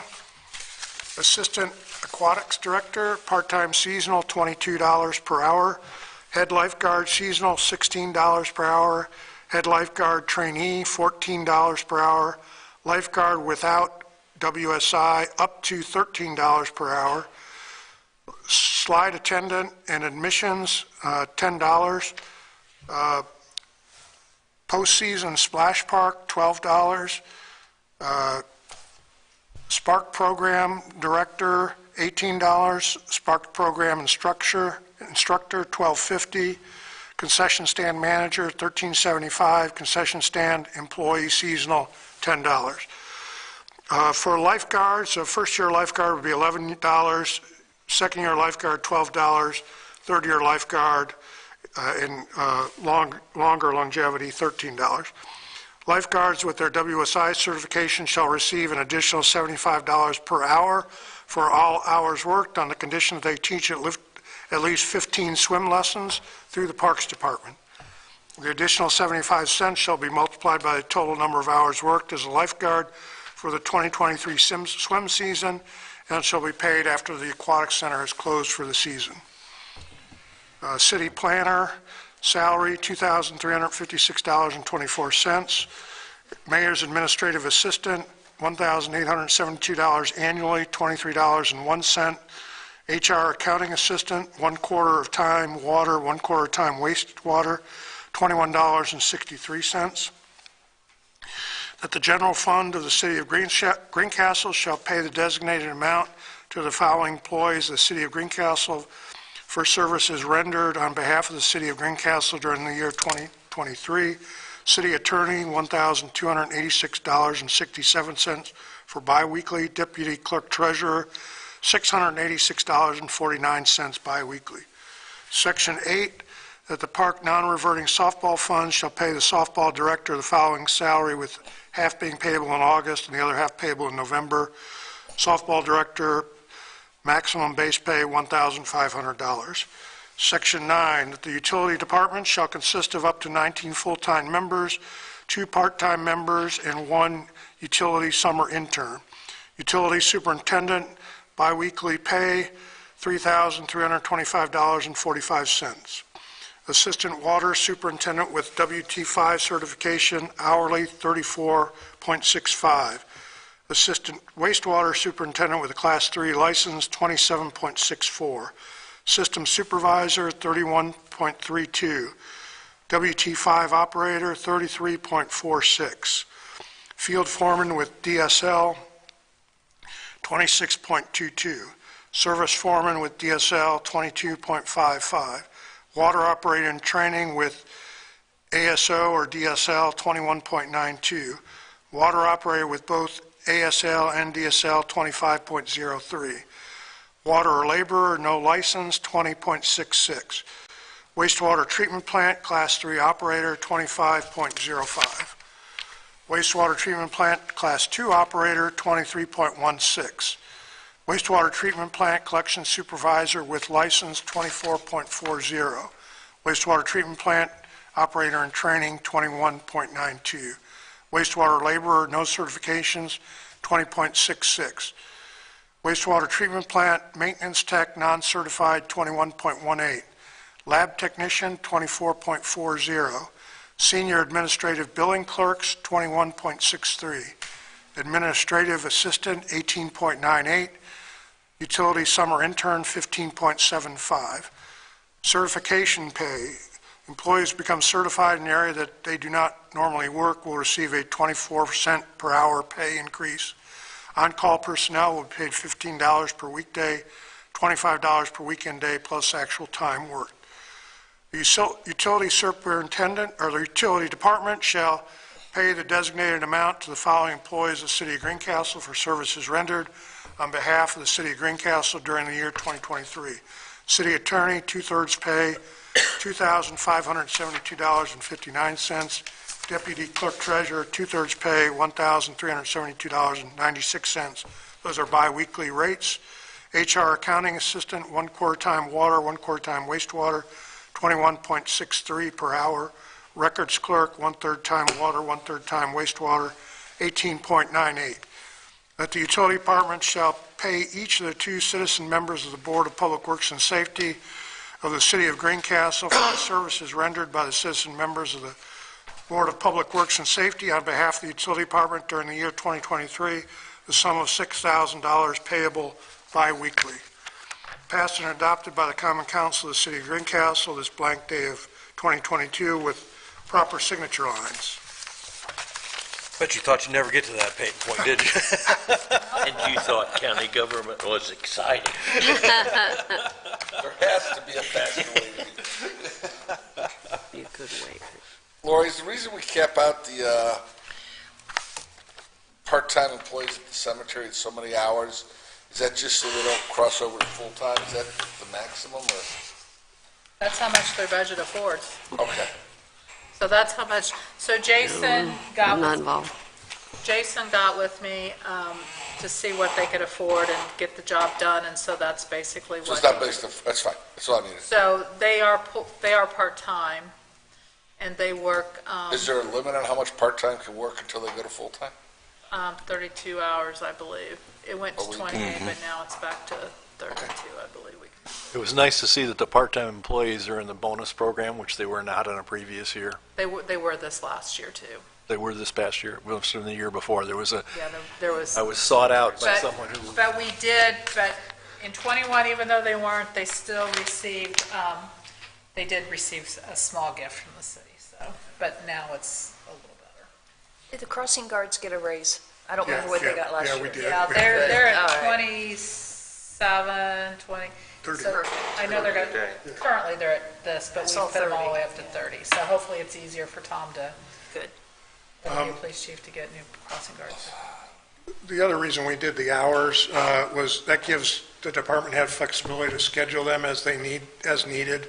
And if it's raining, they can be, told not to come in that day and stuff. So it's worked out pretty well the last few years, I think. And that way we don't have to be specific on how many people we actually hire. So it gives them all more flexibility. I will entertain a motion for the first reading of ordinance 2022. So moved. Second. call the question. We have a motion and a second. All those in favor signify by saying aye. Aye. Any opposed or abstentions? Okay, hearing none. That has passed on first reading. Second, now we have ordinance 2022-8, ordinance fixing the salaries of the elected officers of the City of Greencastle for the year 2023. Be it ordained by the Common Council of the City of Greencastle, Indiana, that the following total sum of all monies shall be payable beginning January 1, 2023 through December 31, 2023. Section 1, that the salaries of elected officials of the City of Greencastle shall be as follows. Mayor, $75,325.08. Clerk Treasurer, $71,833.65. Common Council, 7 members at $8,320.20 each, for a total of $58,241.40. Section 2, that the general fund shall pay to the mayor of the city of Greencastle for services rendered by the mayor on behalf of the general fund during the year 2023, the sum of $25,108.36. The mayor shall receive the same amount of HSA and bonuses as other full-time employees outlined in the salary ordinance 2022-7, and it will be split 1/3 and paid on behalf of the general fund. That the general fund shall pay the clerk treasurer of the city of Greencastle for services rendered by the clerk treasurer on behalf of the general fund during the year 2023, the sum of $23,944.55. The clerk treasurer will receive the same amount of HSA and bonuses as other full-time employees outlined in salary ordinance 2022-7, and it will be split 1/3 paid on behalf of the general fund. That the general fund shall pay to each member of the Common Council of the City of Greencastle for services rendered by the Common Council on behalf of the general fund during the year 2023, the sum of $6,694.40.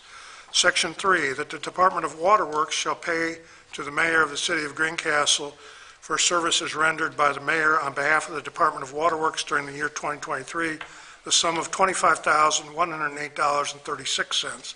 The mayor shall receive the same amount of HSA and bonuses as other full-time employees outlined in the salary ordinance 2022-7, and it will be split 1/3 and paid on behalf of the Department of Waterworks. That the Department of Waterworks shall pay to the clerk treasurer of the City of Greencastle for services rendered by the clerk treasurer on behalf of the Department of Waterworks during the year 2023, the sum of $23,944.55. The clerk treasurer will receive the same amount of HSA and bonuses as the other full-time employees outlined in the salary ordinance 2022-7, and it will be split 1/3 and paid on behalf of the Department of Waterworks.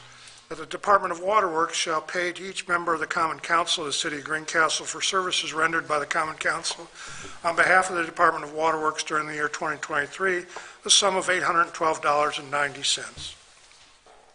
Section 4, that the Department of Sewage shall pay to the mayor of the City of Greencastle for services rendered by the mayor on behalf of the Department of Sewage during the year 2023, the sum of $25,108.36.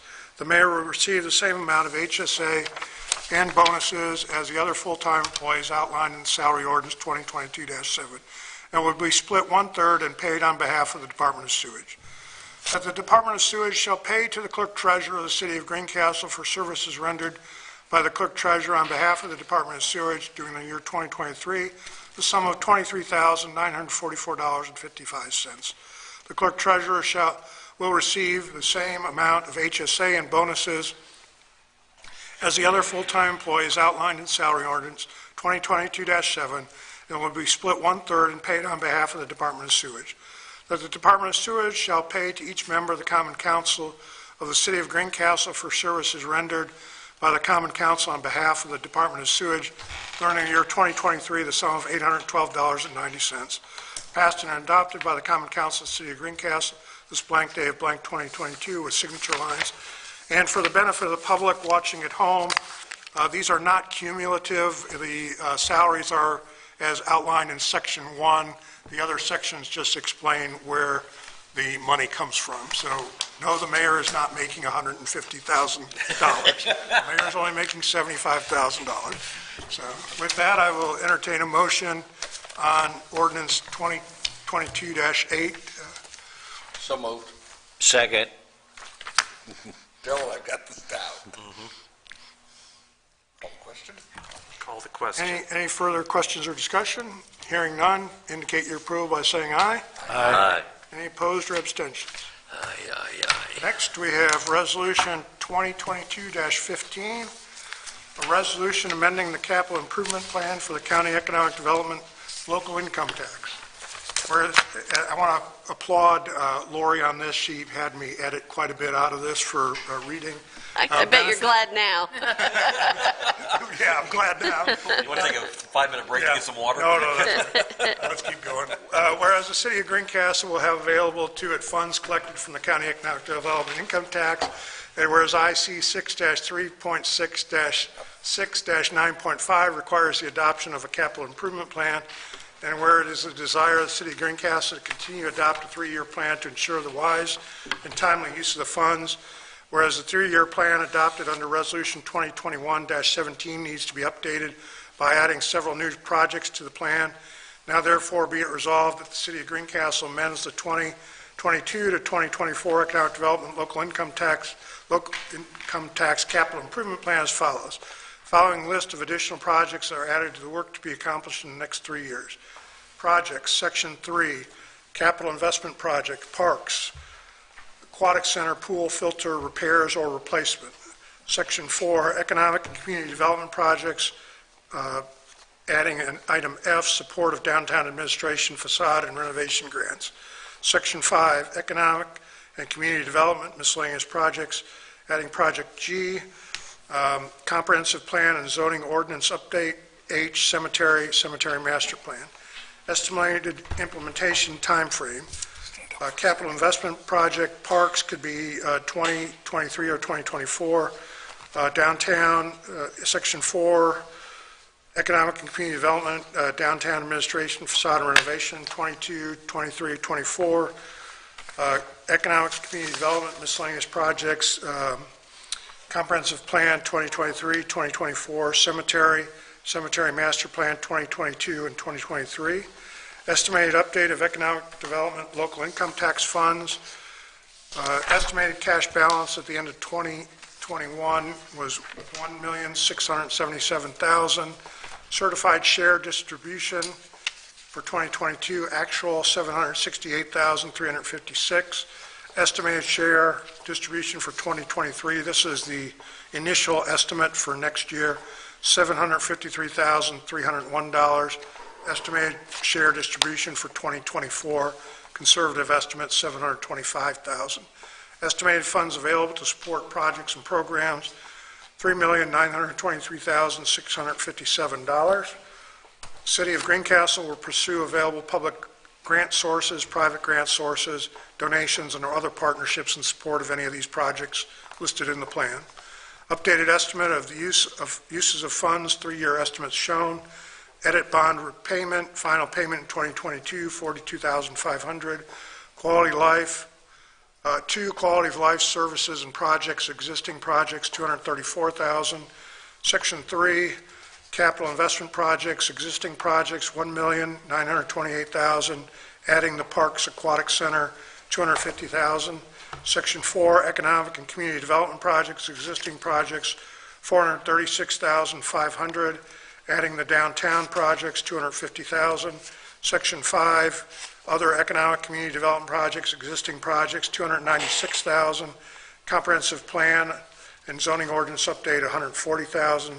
Cemetery master plan, $40,000. Estimated use of funds in support of the listed projects, $3,617,000.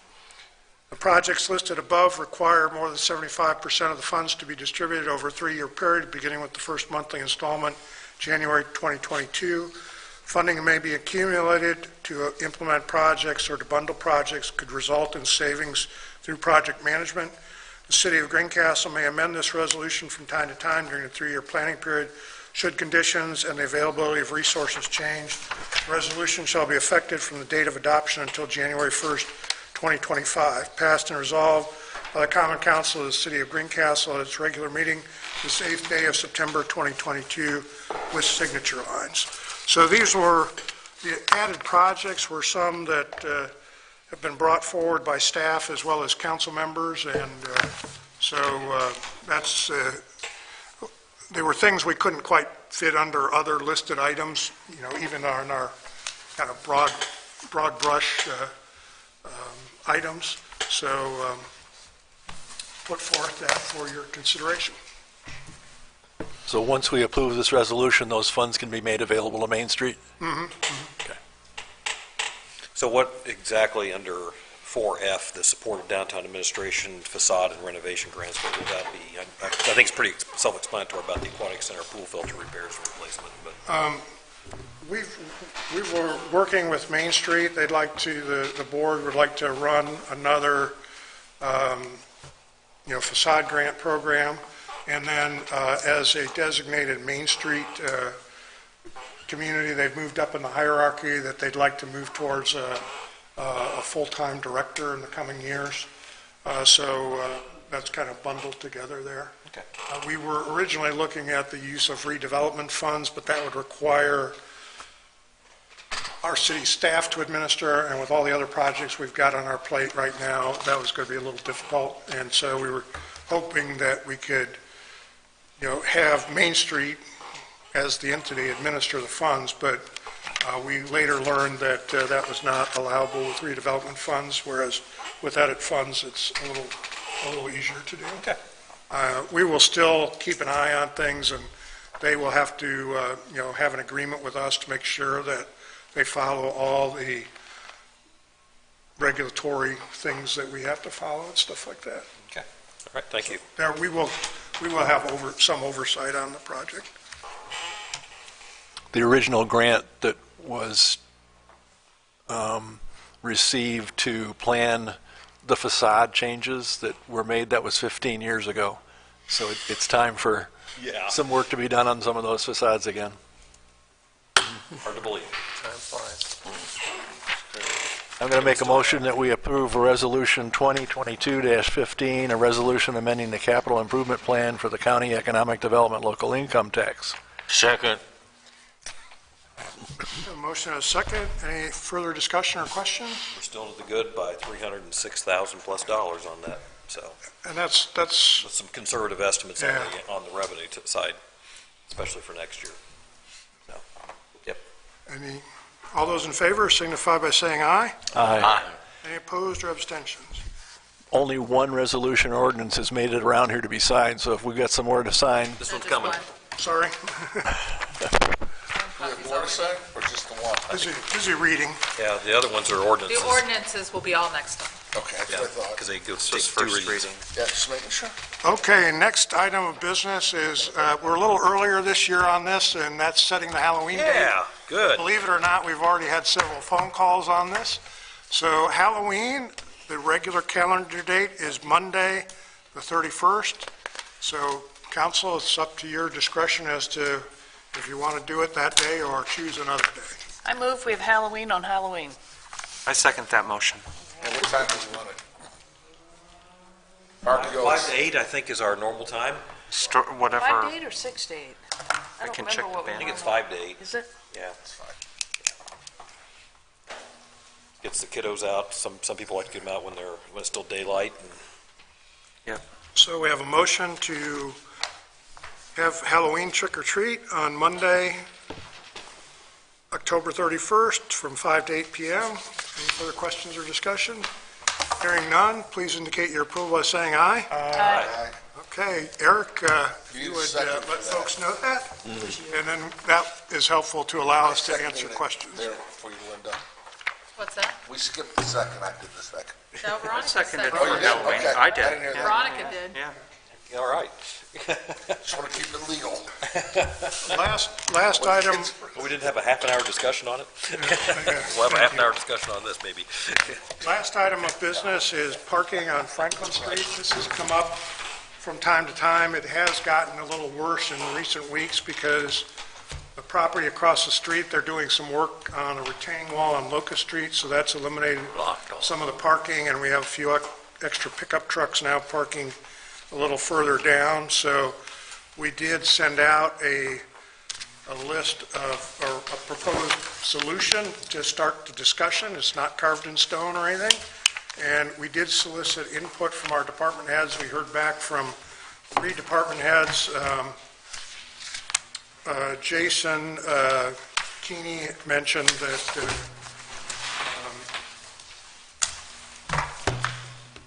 parking on one side of the street would be great, rather than both sides.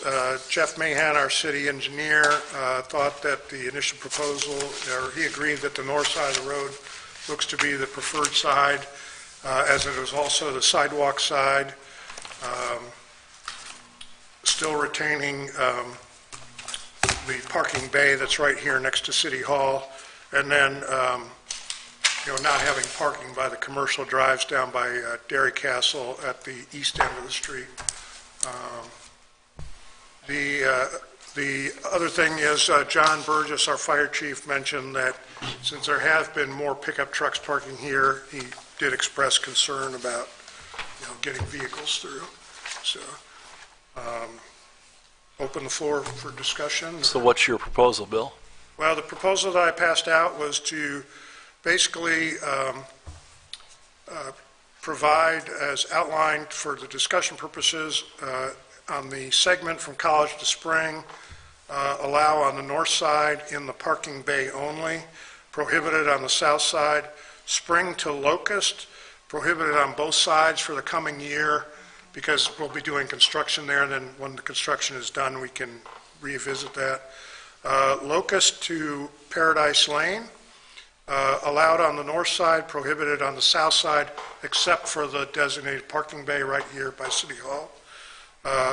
Paradise Lane to Northwood Durham, allowed on the north side, prohibited on the south side. Northwood Durham to Arlington, allowed on the north side, prohibited on the south side. Arlington to DePaul, allowed on the north side, prohibited on the south side. DePaul to Indianapolis, allowed to roughly the west line of Dairy Castle on the north side, and prohibited on the south side. Essentially, everything on the north side is, Pretty Right, much, that's Yeah. where it's going to be. Up through the commercial driveways there. yeah. Have we surveyed any of the residents? Sorry? Have we surveyed any of the people that will be directly affected? No, we can, I want to see if you guys, if you have a direction for us, we can send out notes to people along Franklin Street. I think we need to do I something. think it needs to be restricted on whichever side you pick out. The problem with this road is the morning sun and the end of the day sun. When you're heading east or west and you hit it just right, it's hard to see. And we've got school buses coming through there, and I just think we need to do something. Yeah. More than once this week, I've had to stop my car Yeah. because my lane was blocked and I had to wait for an oncoming vehicle or two to go by. So it is an issue. Can you send us that, Bill? Maybe I lost it in all this It was paper. included in your council packet. Was it? Okay. It's one, I'll go back It through, might have been the very last page. It's on the very end. I'll go back through the stack. I would suggest make a copy before you leave. you send out a survey to the residents with your proposal to keep the parking on the side of the street that has the sidewalk, because that makes the most sense. That, and I think it also makes the most sense because there's very few residents that face, that are on the south side of Franklin that face Franklin Street. It's They're not mainly, the it's mainly facades East Washington and fences. Street with a back entrance. And it's so- also safer, they park on the sidewalk side. Exactly, The yeah. topology on the south side of Franklin around those homes too is often either a ditch or a, Right. yeah, So- it's not really. And years ago, I think probably during Nancy Michael's administration, there were stop signs east and westbound at Durham, Northwood, and as well as here at Right here. Locust Street, which were basically meant to slow down traffic. And we looked at that, and it says here, Franklin Street is considered a collector street in the comprehensive plan. For it to be a collector street, we need traffic to be free to move, and having this parking really restricts it. It slows it down, but people will speed up to get around after they've had to slow down and wait, like David just mentioned, and I've had to do many times. So we did that to try to get some of the traffic off of Washington Street and put it on Franklin. And so I think that this makes sense to do this. I think we'll keep the traffic moving, and we'll have more traffic on Franklin. If we need to take action tonight, I'll defer to the rest of the council. No, I don't think we need to take action. No, we have to have an ordinance. Like Adam says, we need to We don't have an notify ordinance, the so- affected people, but this does make a lot of sense. I really think we have to notify the people and ask them, Yeah, and then come back with an ordinance, if we don't have massive. Right, which will take 2 readings, so, yeah, maybe we can get it changed by Christmas time. By Christmas time. We won't be able to paint the curbs because, 1, I don't think we got any yellow paint or can get any more, and 2, it'll be too cold. But we can put signs up. I don't think we need to do both sides where we're going to have construction, because you can always just have construction. We have the ability to have no parking. I mean, that just requires another ordinance just to take okay, those well- out. There's no real, I don't think that's necessary. Okay. But I'll prepare the ordinance for the next meeting. We'll take care of notifying the neighbors. Well, I'll have Linda Huber work on that. We'll get a letter out to them. I know the Selvias know. I talked to them about it. Yeah, we talked a little bit about it, Board of Works yesterday. Well, my wife said when she saw it on the agenda, she said, it's been a problem for a long time. Yes. Yeah, sure. Well, there's slight line of sight problems too, when people park near the DePaul apartments and everything else, trying Yeah. to pull out the traffic and everything, Yeah. so I think it's high time. It We've does- received a lot of complaints at City Hall. It does, if the parking is reasonable, it does help slow down traffic, but it's been, because of some things going on, it's been kind of unreasonable here the last several weeks, so. I mean, in neighborhood streets, it makes sense, but on a collector street, I think we need to keep the traffic moving at a reasonable. Unless there's an objection after over 2 hours, I'd like to move for adjournment. Oh, you beat me to it. I was waiting for you, Daryl. We have a motion to adjourn. Do we have a second? I think Mr. Thomas gave Yeah. us a second. Darrell? All those in favor signify by saying aye. Aye. Thank you very much for your time this evening. Cleared out the room almost.